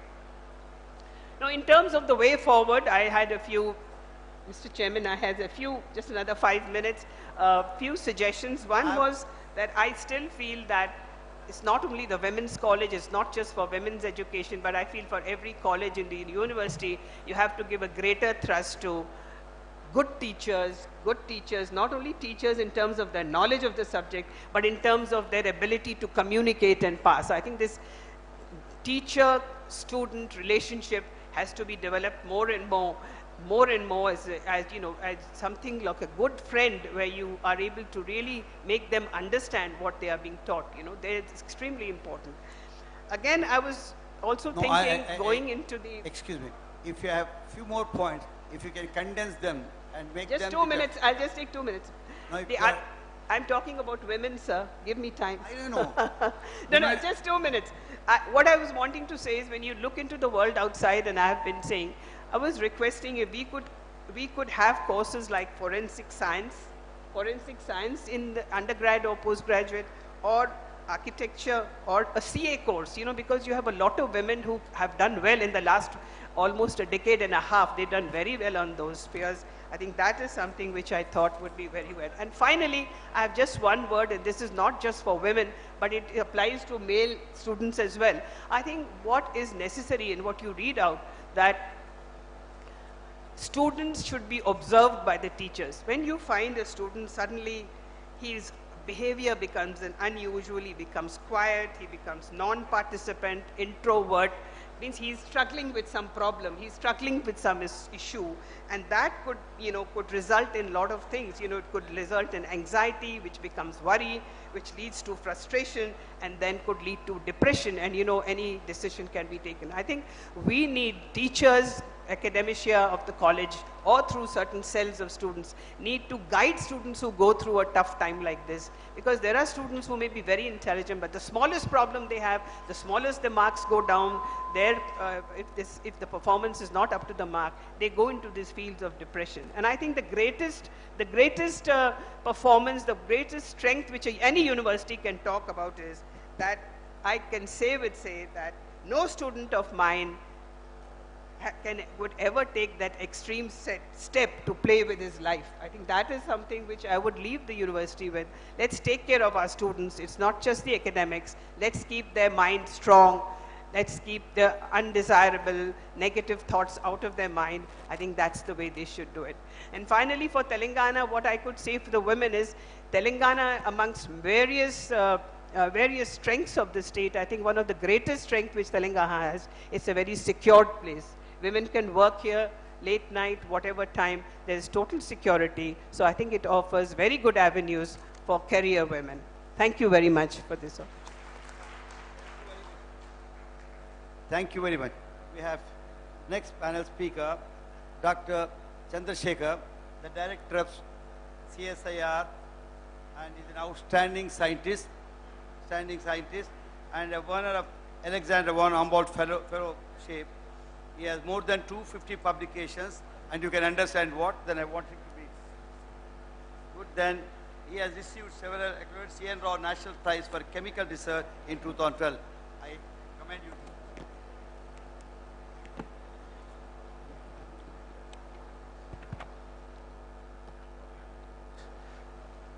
I hope the mic is, oh, thanks. Sir, thank you so much for all the speakers, the compeer was introducing. For me, you have taken the liberty of introducing me. It's a great honor for me. And Jaipal Reddy, sir. Thank you, you took in right steps. And Jaipal Reddy, sir, thank you. What I am today is because of you and because of Osmania University where I'm standing today. What I am going to speak in the next 7 to 8 minutes, sir, max, is I know the slides mean more than the words. I have few slides to quickly run through so that the message of the science contributions of Osmania University are well recognized, and the audience, the next generation colleagues who are sitting in the audience will make meaning of that. I know maybe you would have to turn around a little bit, 60 degrees. That people do. Chalo. Already I have. Already there. I've done it. Yeah, you. So colleagues, Osmania is proud that we are part of a great organization, traveled 100 years and miles to go. And what I would share with you quickly is what made me stand here and what forces were behind me to stand in front of all of you. The big force was the chemistry department, which you can see a towering building in the science complex. And the right side was Professor Ratnam sir in our classroom. I know the chemistry faculty would applaud the contributions Professor Ratnam sir has made, not only to the university, but the chemistry community. And I am proud that the institute, IICT, to which I belong to, Osmania University, is the proud father. When the erstwhile Nizam wanted to create the research institute, the building what you see, this is where IICT started those days as RRL Hyderabad, and then Osmania University was very generous to donate about 300 acres land. I do hope they don't ask us back. And in this 300 acres land, we occupy about 1,000 PhD scholars, 200 research scientists, and whatever the regional research laboratory for the Telangana, erstwhile Andhra Pradesh, has contributed, I don't require to stress upon. Osmania University, while gave birth to IICT, also has given birth to another sister laboratory called National Geophysical Research Institute. Again, thanks to the Geophysics Department of Osmania University. And Geophysics Department is the most renowned science department in the country today. I think Osmania has always expanded its horizon based on needs of the country and the world, not needs of the region. And science has no region. I think science only talks the language of the human. I think the departments what Osmania has built, while we are talking of research and development, for me the development is the job of an industry, but I think the role of the university is giving the direction.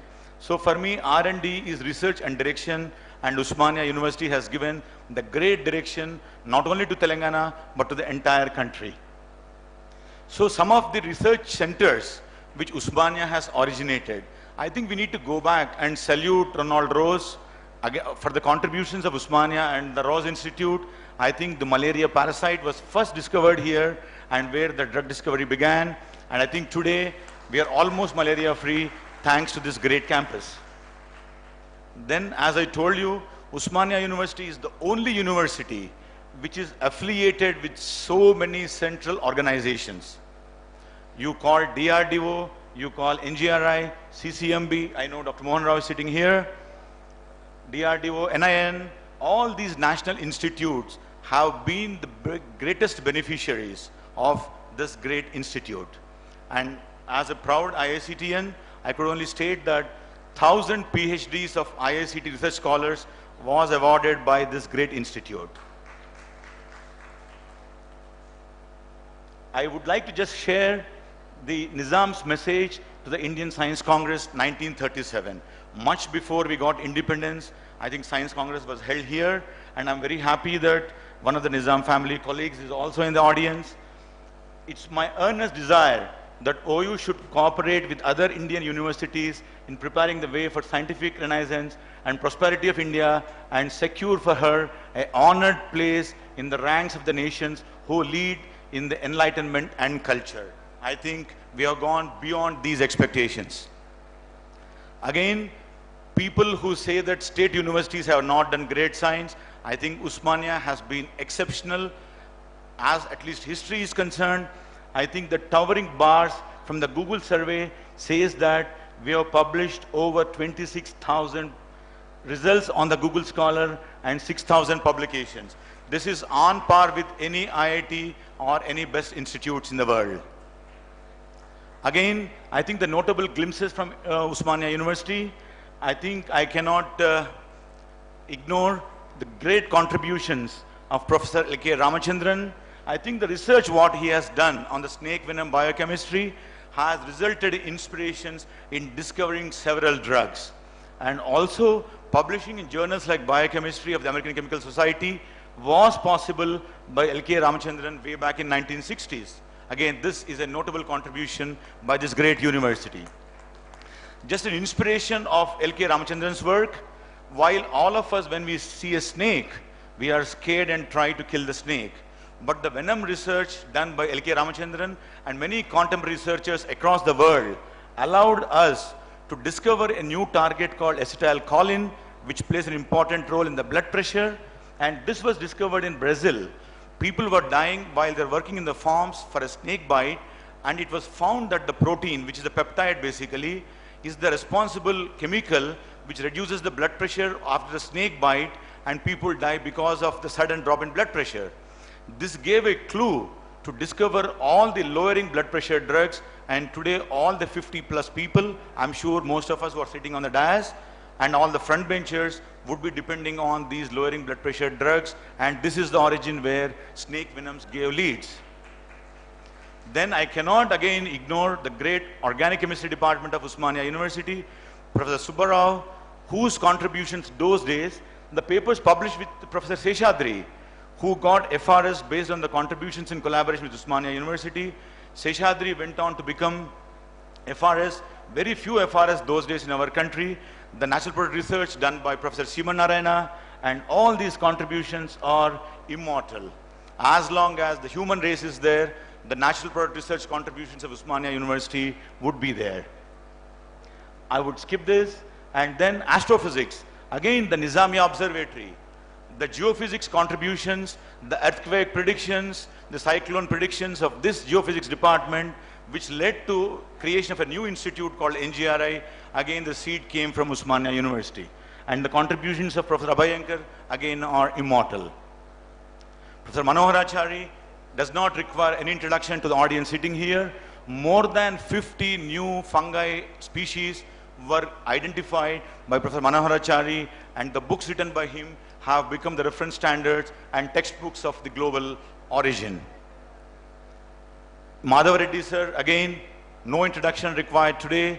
The Madhav Reddy Foundation, the genetics contributions in the plants.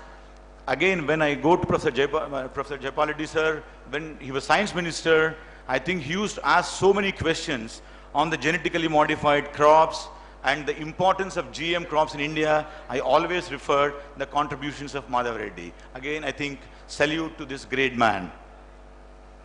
While we also are great in science, we have also done research in the linguistics.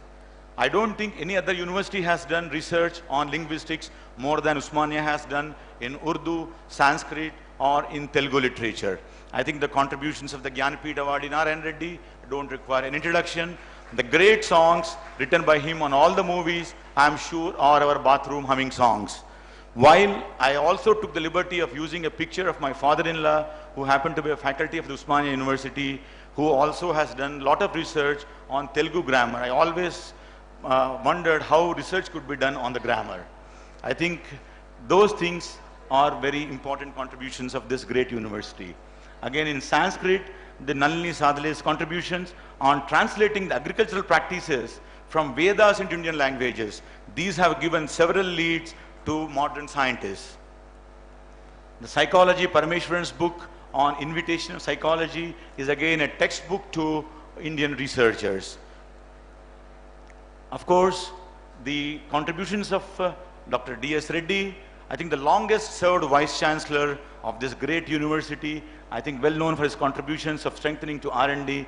I'm sure all of us have to remember on this auspicious event. Of course, the discipline brought by Jagan Mohan Reddy sir, the discipline brought by Navneet Rao sir, and many more Vice Chancellors. I'm sure I was talking to Professor Tirmal Rao on the stage. I think despite all the arts, I think this university has never lost the track of academics while we are all politically charged up and we have seen the leaders this university has produced. While we were talking of history, I think this university has not given back on the old memories but built the great buildings of Technology Development Center towards translational research. I think this is the century where our current Vice Chancellor, Keshava Rao sir, Jaipal ji, I think have to instigate in such a way that Osmania not only is a great university in teaching but also becomes a great research center what the history has taught us. Of course, while we are celebrating this centenary in style, I congratulate the Osmania University leadership for bringing the 105th Science Congress from 3rd to 7th January in 2018. Osmania University is the only university which has got so many times Science Congress to one single university. I think all credit goes to the leaders of this great university. Of course, I need to conclude. My 7 minutes are over.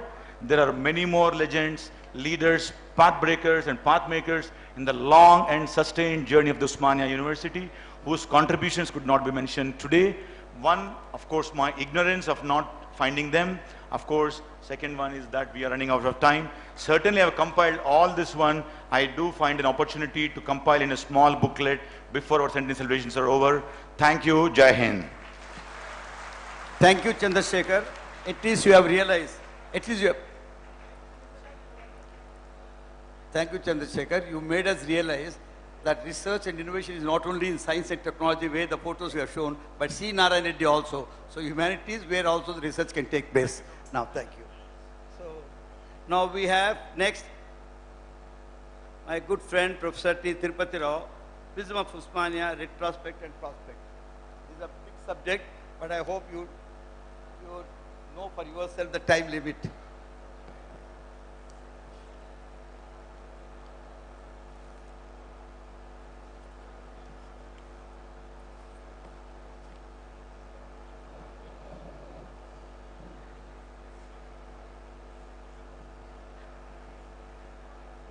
Chairperson of the present seminar, Dr. Keshava Rao Garu, Honorable Member of Parliament.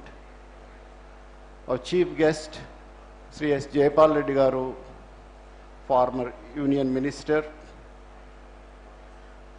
Our Vice Chancellor, Professor S. Ramchandram Garu, Professor Gopal Reddy, Registrar of the University, distinguished invited speakers, conveners of the seminar, Professor G.B. Reddy, Professor Sumita Roy, distinguished guests, respected teachers, research scholars, students, media friends, ladies and gentlemen.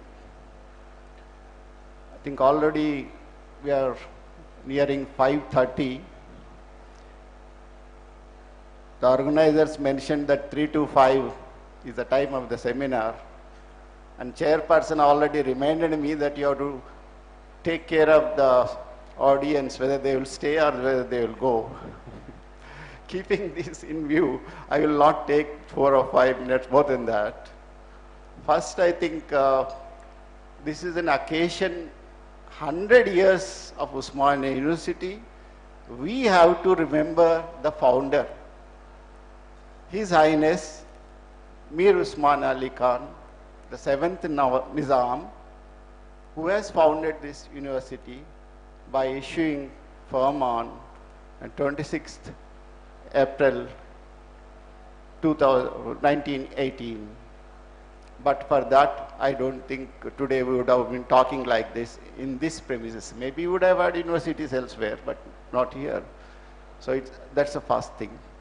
Second, I would like to congratulate our Vice Chancellor and his entire team, Registrar, Special Officer, and all the organizing committee members, teachers, students, research scholars, non-teaching staff, one and all, on the occasion of the centenary celebrations, for wonderfully organizing all these events. It's because it's a huge task. It's not easy. I know they must have gone to a lot of work. So I congratulate all of them on this special occasion and wish that all the events which they are proposing to organize now and the entire year, they'll be of great success and the intended objectives will be achieved. I also would like to thank the Vice Chancellor and the university for inviting me to participate in these events and also to speak on this occasion. Friends, as already discussed and expressed right from our chief guest, as he has made it very explicit, his nostalgia about his alma mater. And our Vice Chancellor has mentioned that we have to plan for the next 50 years. And Madam has spoken, and others. Former Vice Chancellor, Professor Salman Siddiqui, has given us a roadmap, what all we are supposed to do. And our IIC Director has just given us to just feel about our greatness, what the life sciences, material sciences, what all they have achieved, what our professors have achieved from time to time, how passionately so many professors have worked in their laboratories for such long hours, beyond the call of the duty, and how marvels, laurels, so many things, awards they have achieved. Precisely for that reason, Osmania University is great, and that's what we should be happy about. But friends, I don't want to take more time, I can go on like this. But the important thing we have to remember is, we can be very happy about the past glory, what we have achieved. The university potential excellence which we have not got it easily. We tried in the 9th plan, we tried in the 10th plan, we got in the 11th plan. At the national level, we have to fight for it among the many universities. And let me tell you, friends, among all the universities, first cumulative score, highest cumulative score, the BHU got. And the second was Osmania. It's a great thing at all India level. The second highest score Osmania got when we achieved the university potential for excellence. That is the greatest, highest award given by as of now, by the UGC, and we have clinched that. It is not easy. In one plan period, only 4 or 5 universities get it, and we got it. And we got it precisely for whatever we have achieved, as just explained by IICT Director. Not easily. We don't get just like that. We are judged. Not only that, we have got many other awards also. We got Isler funding 16 crores, we got PERS funding 9 crores, and that funding is continuing. So friends, we have got it okay. But what we have to see is, where are we now?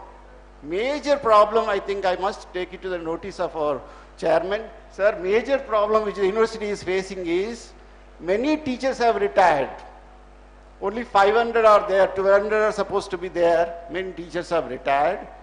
For a very long time, there was no recruitment, sir. For a very 15, 20 years, there was no recruitment. All senior teachers have retired. So continuity we have lost.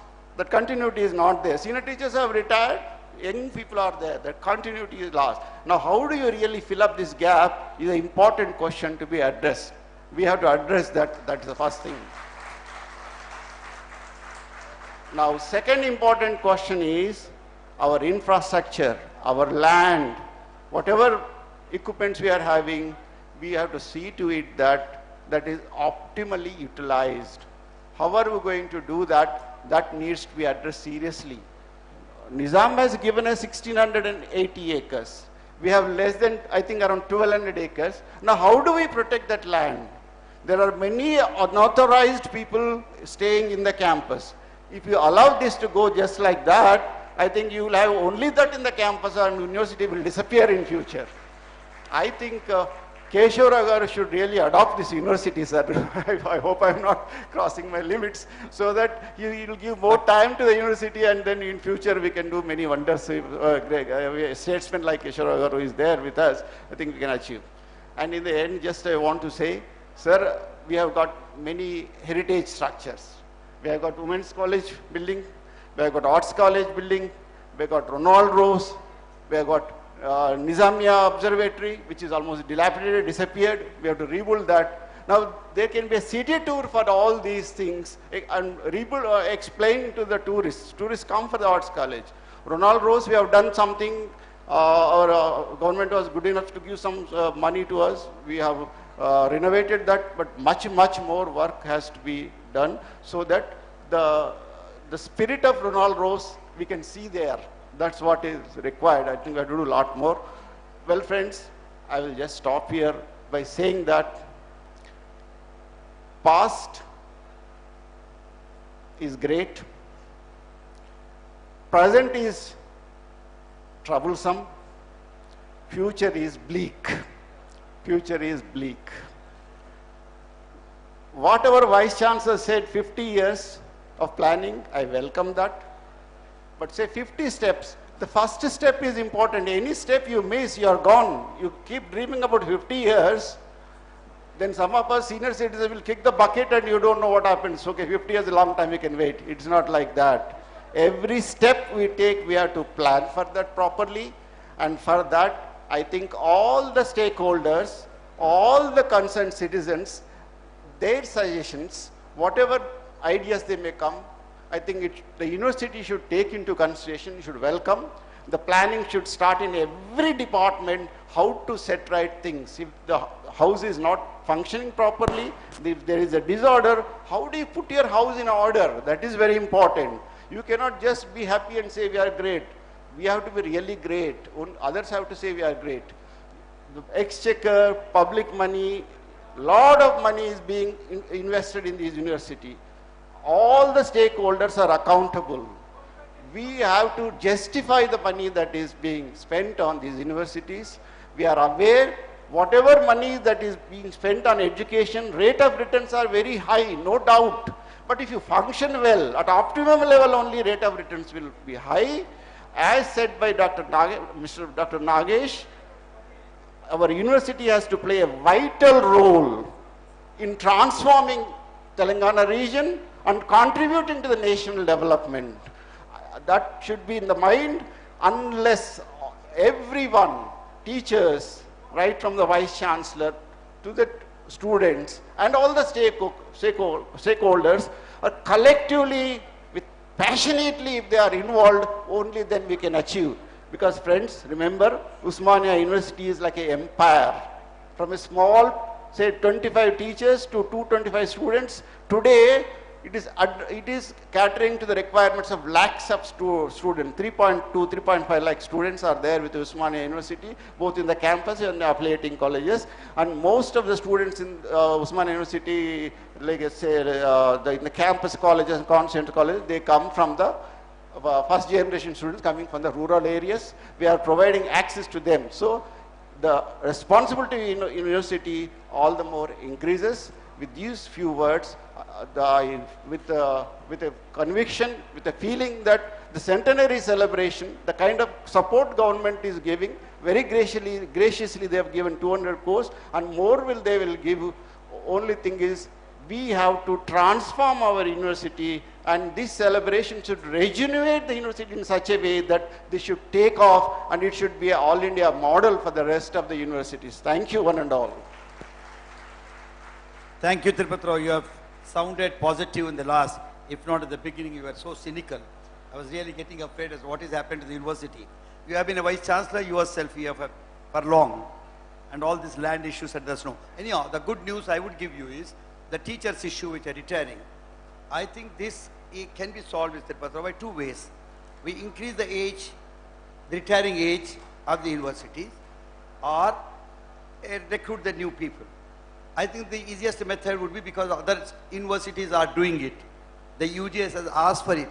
So I think we will really very soon. It is under process, and your Vice Chancellor was also there in one of our meetings. So you are there, you are very close to the policy making of the Telangana government. So we think we would be very soon means within days, we'll be increasing the age of the retiring professors. Anyhow.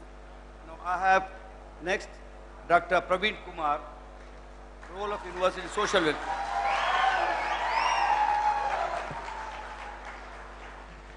Respected chairperson of this seminar, Shri Keshava Rao sir, and the chief guest of the day, Shri Jaipal Reddy sir, and all the eminent intellectuals on the dais, and all the intellectuals of the dais, and all the future intellectuals who are in the gallery. So, very good afternoon. Sir, at the very outset, I profusely thank the Vice Chancellor of this university and the Registrar of this university for giving me this honor of sharing my thoughts on the role of universities in the social welfare and the general welfare, and particularly in education sector. Sir, in the light of shortage of time, I have only 4 things to share. I will be very brief and to the point. Sir, at the very outset, I request the universities, particularly the Osmania University, who is supposed to be the leader and then the pioneer in many initiatives, as just mentioned by, elucidated by Shri Nagaraj sir. So the first and foremost request is, please give us the good teachers in the schools. Telangana has 61.7 lakh children going to schools every day, and of them 31 lakh children are going to private sector, and then 28 to 29 lakhs are going to public sector, that is government schools. So there is a problem in the classrooms, not only in Telangana, all over the country there is a problem in Indian classroom. The Indian classroom is plagued by the age-old pedagogy. So it is refusing to change. Even if it wants to change, the change has been very tardy and very frustrating. So sir, my request to university is, please give us the teachers who can break the tradition, who can question the tradition, and who can show a new direction not only to Telangana, the entire country. We, Telangana, at least for now, we must burn the bridges, and we must not create another generation of rote learners. If we have to stand as an intellectual powerhouse, if we want to stand as human resources powerhouse in this entire country, we must break this back of rote learning, sir. If we don't break the back of rote learning, then the leadership must come from Telangana University only, and because you are the source of hope, and then we look up to you to provide us those teachers who can ignite the imagination of all the children in Telangana classrooms. Now I was feeling so happy when Dr. Nagaraj was showing the PowerPoint presentation of great professors who have inspired him and inspired many scientific discoveries. But today there is bankruptcy, serious bankruptcy of such people in the classroom, particularly at foundation level, that is primary, then pre-primary, primary, elementary, and then in the higher education. Then second request, second prayer I would say, please engage with our children. See, there are 61.75 lakh children. If you take at least 30% who are pre-primary and primary, the remaining 50%, please invite them into your universities. Please ignite their imagination. Then please plant a seed of hope into their nation brains. So then only they will aspire, they will dream to come to these universities. So we have to literally beg the universities to allow our children to enter the university laboratories, to enter the colleges, and then to show them the facilities around. Then if that is the case, if there is a disconnect between the university, which is the temple of higher learning, and the in the formative stages, that is the schools, then I think younger generation will never be able to aspire to come to universities. They would only kill their dreams, and that would be a very disastrous outcome. So my request to the university authorities, so please invite the students to your universities, please open up your facilities when you are not busy. We are not going to infect the laboratories. Take all the precautions, but please invite us. Then the third request is, which is supplementary to the earlier request, is please come to our schools. Please send your professors to our schools. Please send your research scholars to our schools. And please prepare as many fellows as possible and then send them to schools of Telangana and let them teach whatever they know in vacations and in Sundays and Saturdays, and then please let them share their ideas. Can't we create one Elon Musk in this country? Can't we create one Steve Jobs in this university? Definitely we can. When Usmania University survived the test of times for 100 years, it can survive for next 100 years as well. So it has that capacity, but provided we push ourselves into the frontiers. So this is the urgent requirement, sir. Please send your scientists, professors, scholars to our schools, and then if there is any problem with regards to finances, then it can be addressed in a different way. Then third is, there is a golden opportunity Telangana government has given us. This I want everyone to pay attention. 15,000 crores has been sanctioned with the span of, over the span of 2 years to improve residential education in all the sectors, targeting all the sections of society who have been excluded from the development. 15,000 crores is not an easy amount, not a small amount. Then we are going to start 521 residential schools, which might require about 10 to 15,000 teachers in future. So this is the responsibility of university, particularly Usmania University, to produce those many intellectual teachers, then passionate teachers, and those people, and then you have to send them to our schools so that they can take this generation into a next horizon. So this is a very good opportunity. Please, inspire your students to make use of this. Lastly, there is a word of caution. This is very important. I want you to pay attention to this as well. This is the last point I'm going to emphasize. So when I was typing a mail day before yesterday, so I wrote the body, in the body I wrote some text, and then in the text I mentioned, herewith I am attaching a file. I repeat, herewith I am attaching a file. Then I typed xyz@gmail.com. Then I wanted to send the mail, but the computer, the mail server refused to take the mail. You know what message I got? Mr. Praveen Kumar, you have forgot to attach a file to the mail. What does it mean? That means computers have become very, very intelligent. Now they have started looking into what I am writing in the computers, and they are giving me. So this is the age of artificial intelligence. That's what Suleiman Siddiqui sir was, Nageshwar sir was telling. So this is the age of artificial intelligence, and this is the age of digital technology which is invading into our lives. When the dignitaries, the esteemed dignitaries, when they were students in this university, there were no digital distractions. Today you have WhatsApp, today you have Facebook, today you have YouTube, and you have go to anywhere gadgets. They can invade in your bedrooms and bathrooms as well. So that is a kind of technology which is killing half of our times. Sir, this is a challenge. This is a serious challenge for this generation. Usmania University should survive this challenge and should tame this challenge and should keep it aside and then progress, make a very solid progress. Then second challenge for us is the boredom in the classrooms. Boredom in the classrooms has become a very serious affair.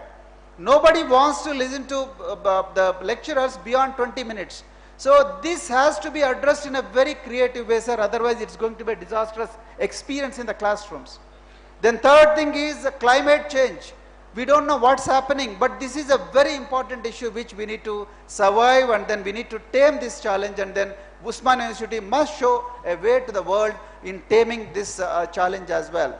Sir, with these few words, I once again thank the university authorities for giving these opportunities, and then I hope Usman University, I wish Usman University all the very best in its journey for the next 100 years. Thank you so much once again. Thank you very much, Praveen. My response should be reserved. My response is reserved for some time. Anyhow, I call Mr. Rafiq Saab. Oh, sorry, SM Arif Saab. He has been our sports legend in the university. He will be speaking on contribution of OU in sports and games. We have really made a lot of contribution, almost all Olympians to cricket, tennis, everything is Usmania.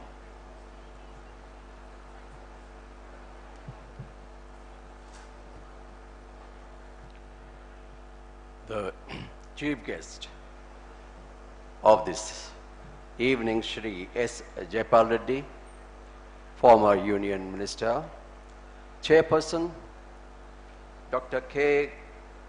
Keshava Rao, Honorable Minister of Parliament, Rajya Sabha, Vice Chairman, Usmania University, Professor S. Ramachandram, all the distinguished guest speakers, all the distinguished guests in the auditorium, all the media people, all the students here. I will not be going into the details because the people might have got bored of sitting for a very long time. I'll be cutting it short and I'll be speaking on a very, very few minutes, might be about 5 or 6 minutes, not more than that. University education is a decisive phase of life where their students explore the untrodden paths of success, setting quality standards in the field of interest. Extracurricular activities, including sports, always has been considered as an integral part of education, helps in holistic development of students. Accordingly, academic learning and sports education are complement to each other.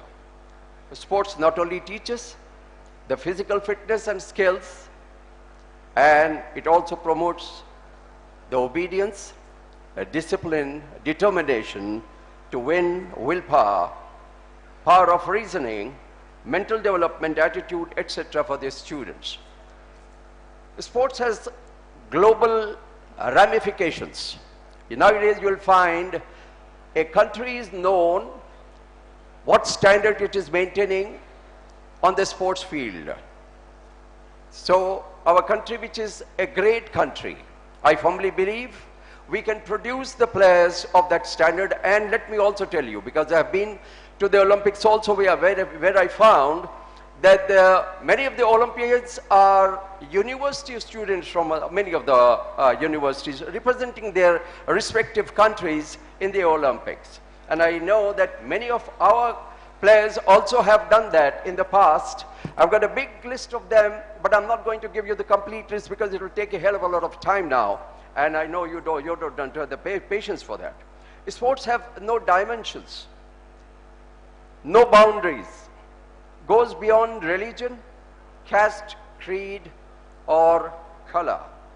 The Usmania University is having campus, constituent and affiliated colleges have a lot of sports infrastructure facilities. Many of the sports persons from Usmania University have brought laurels to the country of international, state level and university. I'm going to give you a very short list of the people who have brought laurels to the Usmania University. Only before that, I want to just make one clarification.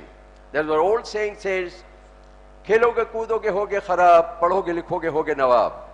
This thing has changed, and now just Mr. Praveen has said a lovely thing that because of this, the latest gadgets which is available or prevalent in our society is taking our children and rather the youth and away from the straying from the regular path, or they are spoiling their lives because of these gadgets, not indulging themselves in the proper facilities, or rather I would say the activities. And I would say that sports can play a very big role. And for that, I'll give you a simplest example. My children who have got more than 230 national titles. None of them is a single, none of them is a second class student. All of them are first class student only. And all of them have been representing the university at some time or other. I'll give you a list of, very short list of the people who have brought laurels to the university and to the country and to the state too. These distinguished sports personalities of Osmania University in Olympics are Gagan Narang, bronze medalist in shooting, P.V. Sindhu, silver medalist in badminton in the Olympics, Pullela Gopichand, All England champion, S.S. Salam, S.S. Rahim and S.S. Hakim in football, Sumit Reddy in badminton, and Mukesh Kumar in hockey, a triple Olympian, and he was at one particular time when he was at the peak, was supposed to be the fastest right out of the world. These are distinguished personalities who received the highest awards from Government of India, Pullela Gopichand, Padma Bhushan, Padma Shri, Rajiv Khel Ratna and Dronacharya Award. And I've been, anyway, I'm there with the Padma Shri and Dronacharya Award, and Mir Qasim Ali, Arjuna Award in table tennis, G. Mulli Reddy, awarded for volleyball, Arjuna Award, Mithali Raj, Padma Shri in cricket, C.S. Pradeepak in Arjuna Award in yachting, and Anup Yama, roller skating. The district sports personalities of Osmania University played at international level. Muhammad Azharuddin, former cricket captain, M.L. Jaisimha, former test cricketer, Dhanalakshmi, P. Shankar, Kalpana Reddy, and Nagamani in athletics, R.P.K. Singh, Narsingh Rao in boxing, G.P. Palguna in football, Chaitanya in powerlifting, and Nikhat Zareen of Osmania University, the powerlifting, junior world boxing champion, at present studying in AB College. The distinguished sports personalities of Osmania University are also in top officials like Sham Benegal, Osmania University swimmer, C.V. Anand, IPS officer, former cricketer, Shri Kiran Kumar Reddy, former Chief Minister of Government of Andhra Pradesh, Asaduddin Owaisi, Member of Parliament, former cricketer, Harsha Bhogle, sports commentator, and Vibhuti Sudhakar, who have been called as an umpire for thrice for the Olympics, and also he is an assessor and been awarded by the World Badminton Federation for distinguished services. The distinguished sports administrators from Osmania University are Professor Rangarao, President Olympic Association of Telangana, Dr. S.R. Premraj, General Secretary Olympic Association of Telangana, Jilani Pairak, World Sports Research Center, India. The students of Osmania University also participated in the World University Games. Mr. Shiva Kumar secured 3 silver medals in weightlifting. Other 2 represented Arjun Reddy, Poonam Purnima, Rohit Yadav, Miss Meghna, Miss Rutvika in badminton, Dixita weightlifting, and Charan Reddy in archery.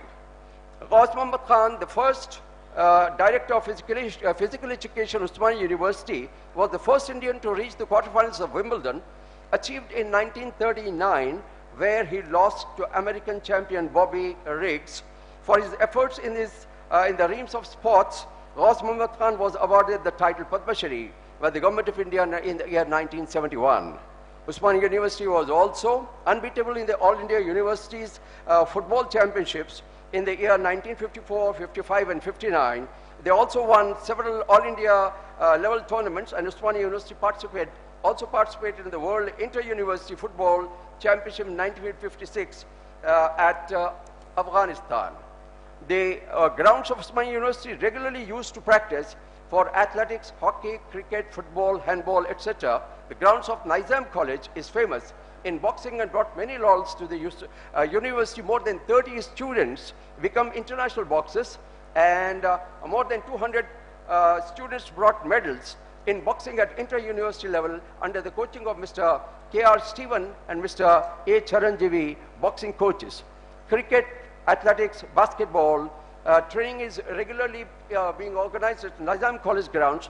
PG College, Secunderabad ground is famous in hockey and produced many players of high caliber.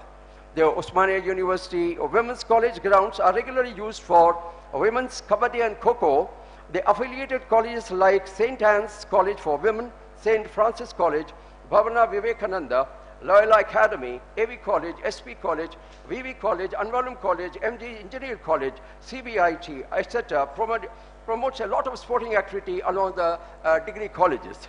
Professor Rajesh Kumar, Secretary of Osmania University Sports Board, as an international master athlete, participated in the World Masters Athletics at Finland Asian Masters Athletics Championship at Thailand, Malaysia, Chinese, Taipei, and Singapore. Professor L.B. Lakshmikant Rathod, Professor Rajesh Kumar, Professor V. Satyanarayana, Dr. V. Sunil Kumar, and Dr. K. Deepla, physical education faculty, has participated in the international conferences at Ethiopia, Mauritius, Thailand, Vietnam, Malaysia, Turkey, China, etc. The physical education fraternity of Osmania University also conducted international congress to promote the research and physical education and sports.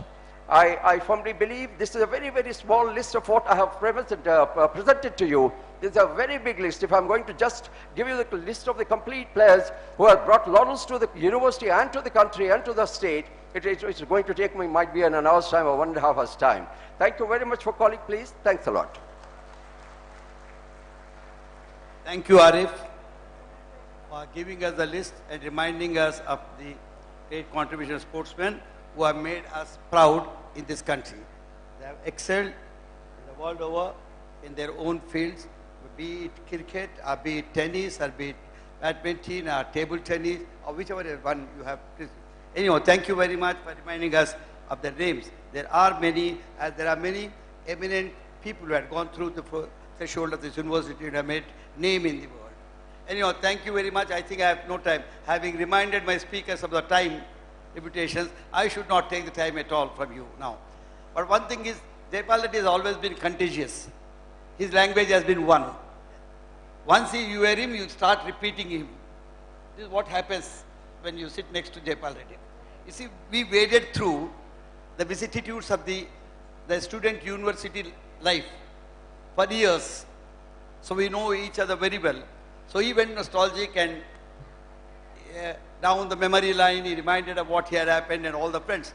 I can only remind two things to you. We were so best friends in the university because, as he said, he first met me in a strike. We had every year, let the Vice Chancellor years know, that every year we used to have a strike, student strike. Not the strike for this or that. For example, you had become, in those days, to get pass at the graduation in commerce, you need to get 38% aggregate. That means I join a BCom course. That means I want to be accountant tomorrow. I don't take bookkeeping at all. I don't take statistics at all. I don't take banking at all. The other 6 subjects I make 90, make the aggregate at 35, still I'm a BCom and accountant. Now students had to protest. This is how we used to go there. And we used to have a very good response from the Vice Chancellors and the management, and that was how it went through. And another very, very sideline, on a very lighter vein. Both of us were considered in the newspapers as twin brothers of Osmania because of the strikes against peace, because of the student activities. He was the university president, Adira was there. So the question is, one day both of us fought and said, look, suppose whoever becomes first minister, and the second man should work as a PA to him. Do you know? The curt reply came from him, look, I will never become minister if you are to my PA, because you will never make me successful in the PA. That was the closeness we had in those days. And we had, anyhow, sir, we had very good speakers here. As far as the university is concerned, let me congratulate the Vice Chancellor. As a matter of fact, at the very outset I said, on a gala occasion like this, when we had celebrations only at 12 o'clock or 1 o'clock, getting into a serious exercise like this perhaps was not befitting or fitting. Anyhow, the 100 years of Osmania in the service of academic, research, and most important society at large, I think as we traverse the pathways of life these years, these 100 years, the lessons of soul that we learned from our alma mater stand as in good stead today. That is how we the Usmanians stand. Education in Usmania has been the experience of not cutting down jungles of ignorance, but irrigating the deserts of self-awareness for self-reliance. This is what I thought I would say it on the, this morning. Sir, Mr. Siddiqui Sahab, I thank all the 7 speakers. Siddiqui Sahab has reminded about the transition. In those days, when we were thinking of having an Urdu medium, it was not an ordinary decision because we did not have the intermediate courses. We did not have the courses at all, pre-university courses. So what do we do? Whether we have Urdu, if you have the Urdu, we have to have an Urdu classes. So intermediate has to be introduced into Urdu. So that is how it came, and Translation Bureau came along with this. And that was a time when Nizam was thinking, when you are trying to have an Urdu medium in a state which is dominated by Hindus, the 90%. The transition was so harmonious, so well managed, that the building, as the Nizam said, when he was inaugurating the building here, he said, the architecture blends the cultural life and the art of both Hindus and Muslims. And he prayed God at that time, that I pray God that it is consolidated, it is strengthened. That is how the transition took place. I know the difficulties, the pangs of the birth, that we did have all those things which you said. We are thankful for that. Then one point is, you see, we, as far as the online fee that government you wanted to be paid, I think it can seriously be considered. It's not a big thing when we are going all out to do that thing. Keshava Rao, on the other hand, has wanted the universities to reflect the social ethos of a society. That is how Mr. Praveen also said that's a correct between the society and the university. And immediately, because he is working for residential schools, he said, look, I have with me a massive program of teaching lakhs and millions of boys. I can just produce it as you are formally doing and giving us certificates. But what I need is, if really university wants to play a role building the new Telangana, then new Telangana is nothing but building these children. And the teachers that we have today, that your university is giving me under B.Ed and other training courses, is not useful. As an education, as a former education minister, I say yes. The teachers, that the teaching course still needs a relook. It is not a mere pedagogy about which Mr. Siddiqui also talked. It needs a change. Mr. Siddiqui also, others also talked. The methodology of teaching, the technology, the new technology that is in your hand, the tools have to be used, factored into the teaching methodology, so that it becomes, whatever it is, the new methodology that you bring in, the pedagogy, changes in pedagogy you bring in. But the question, what is required today is the teacher must, we must have a good teacher who will make the good boy. So because after all, a school, our university is a man-making machine, as Vivekananda said. You make a man, and that is why I could see the evening, the urge, agony in Mr. Praveen. Whatever we do, we are failing. Why? So the university, if they want to play a role, this is what you can do, because there is one certain specific subject for you, the teacher's training that you can do. That is what can be done. Keshava Rao also praised, the thing Keshava Rao did say about HRD, it is going to 126, is true. It is very true. And it is being addressed by anything, because our performance also is not up to the standard. He wanted, therefore, universities to support preschool teaching. Keshava Rao also has stressed that the universities must go to the support of the preschool training, which Praveen has said. The Rajya campus remuneration. Sir, then the teachers, about the teachers retiring, I've already said, because he has brought a very important thing. We will soon look into that. I'm jumping over because I don't think we should look into that. So with all this, thank you very much. Actually, I thought thinking that I would be presenting my own thing.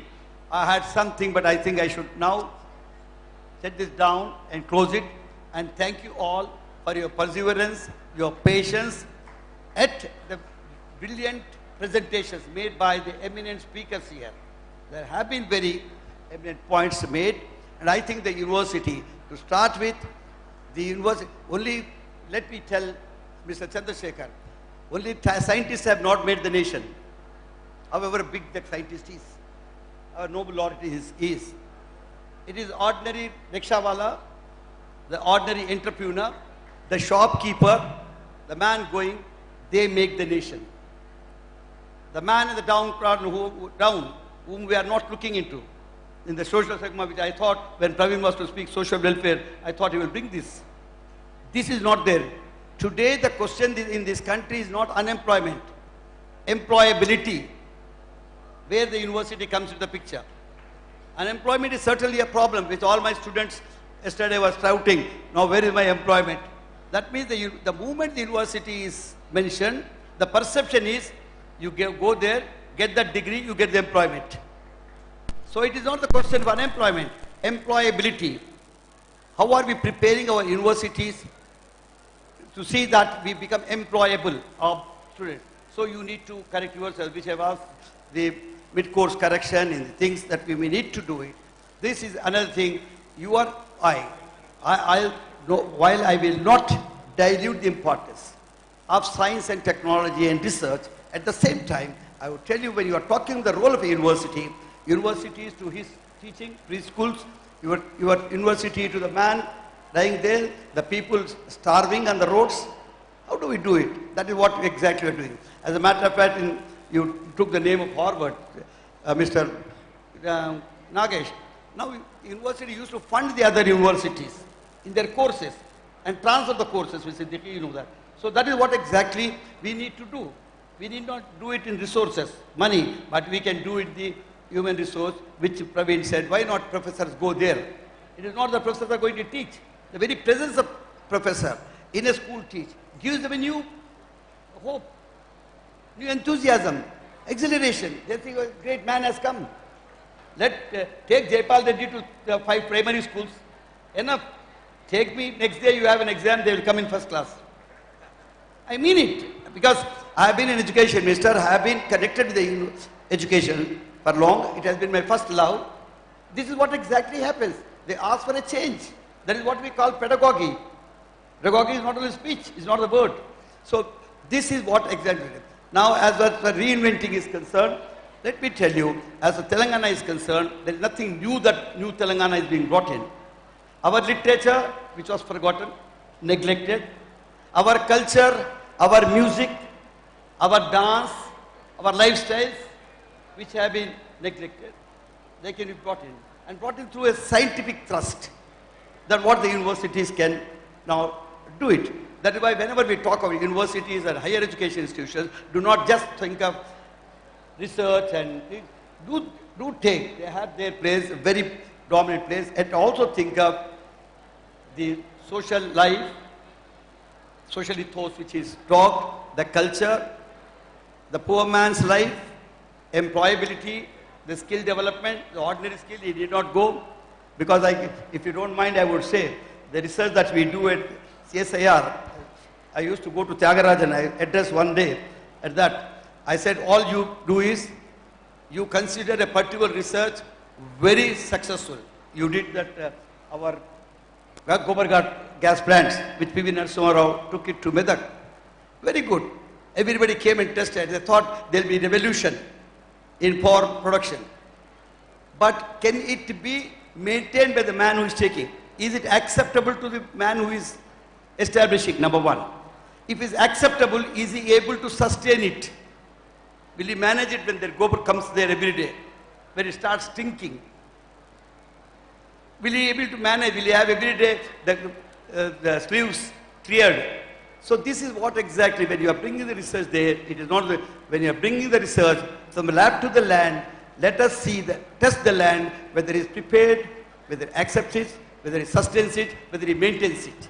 This is what exactly, that is why this social view, perspective of the higher education, let alone this research goes on, other thing must come.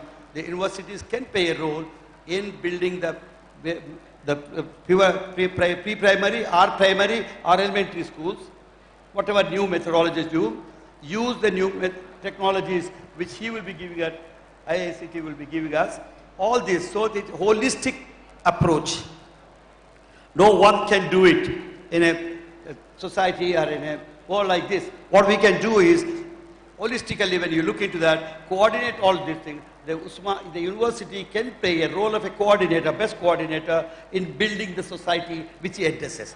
So when I say the role of the Usmania University, it is like any other university. It's not Usmania University doesn't have is cut out role for it to play.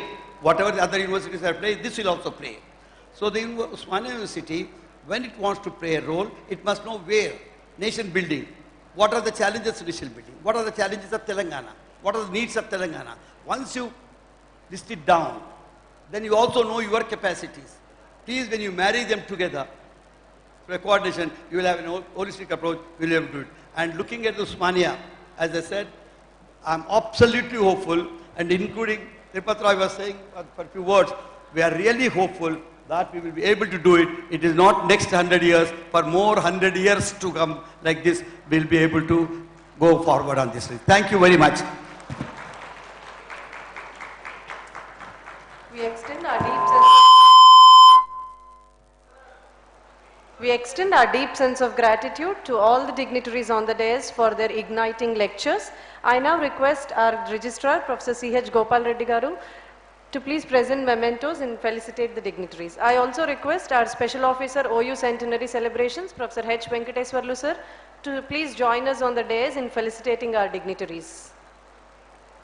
I request sir to present a memento to our chief guest of today's program, Shri S. Jaipal Reddy Garu. Thank you sir for reminiscing and cherishing your fond memories with Usmania University.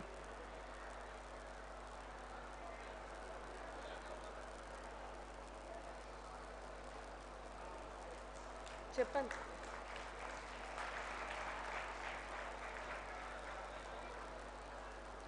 I request Venkateswarlu sir to present a memento to the chairperson of the seminar, Dr. K. Keshava Rao Garu, for conducting the proceedings of the seminar and also talking upon the holistic development needed by the universities.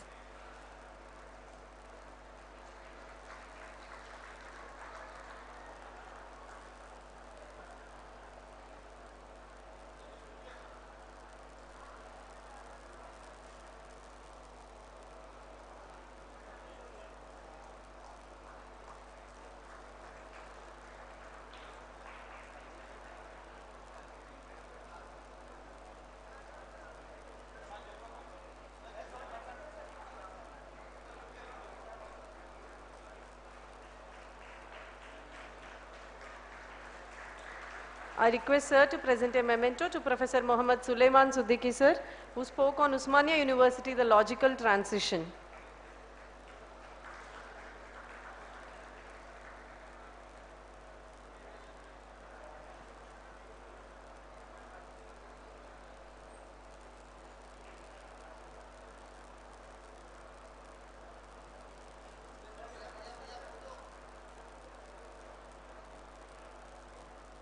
I request sir to present a memento to Professor K. Nageshwar sir.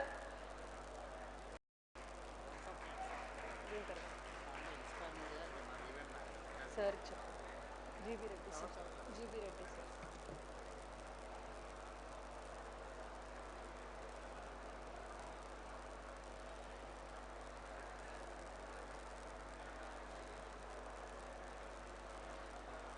I request sir to present a memento to Srimati Ranjana Kumar, who spoke on the role of OU in women education and empowerment.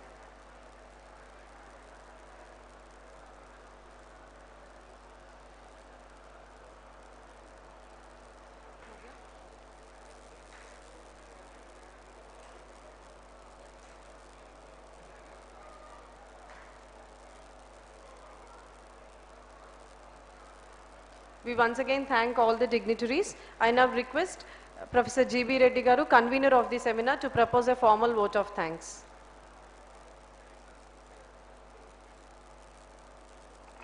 Professor Mohammad Sulaiman Siddiqui sir, Professor K. Nageshwar, Professor T. Tirupati Rao sir, Mrs. Ranjana Kumar, Dr. R.S. Praveen Kumar IPS, Dr. Chandrasekhar Srivari, Shri S.M. Arif sir. In fact, each one of them is an eminent expert in their respective fields, and we thank each one of you, sir, for passing over your experience and wisdom of almost 300 years to the stakeholders present here.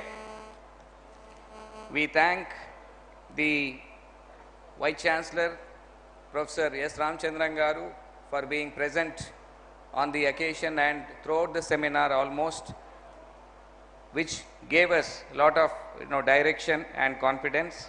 We thank the Registrar, Professor Gopal Reddy sir, the OSD to VC, Professor Limbadri sir, the Special Officer, Professor H. Venkateshwarlu sir, and his team, Dr. Ranjani, Dr. Ravi Kumar, and the other volunteers. Then my special thanks on behalf of Usmania University to Dr. K.S.N. Jyoti, who compared the entire program and who contributed right from the beginning of preparation for these programs. We also thank Professor Bhattu Satyanarayana for suggesting the name of Dr. Chandrasekhar. Then Professor Lakshmikant Rathod and Dr. Rajesh, both the professors from Physical Education Department, for getting Shri S.M. Arif to this particular seminar, all the faculty members, and Dr. Jitendra Naik for coordinating on behalf of Usmania University with Dr. R.S. Praveen Kumar. Then all the other dignitaries who graced the occasion, the student volunteers, and especially the NCC cadets who were standing in the scorching heat and directing all the participants to the seminar hall. We also thank the police personnel for the necessary bandobast arrangements. We thank Inspire Media, the event managers, for making all these wonderful arrangements.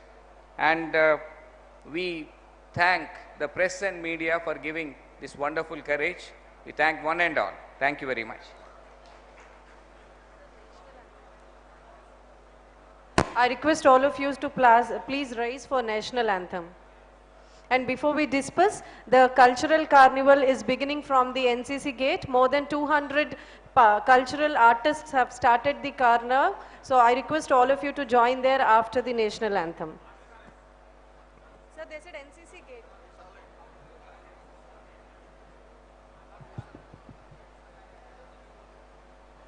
Hello.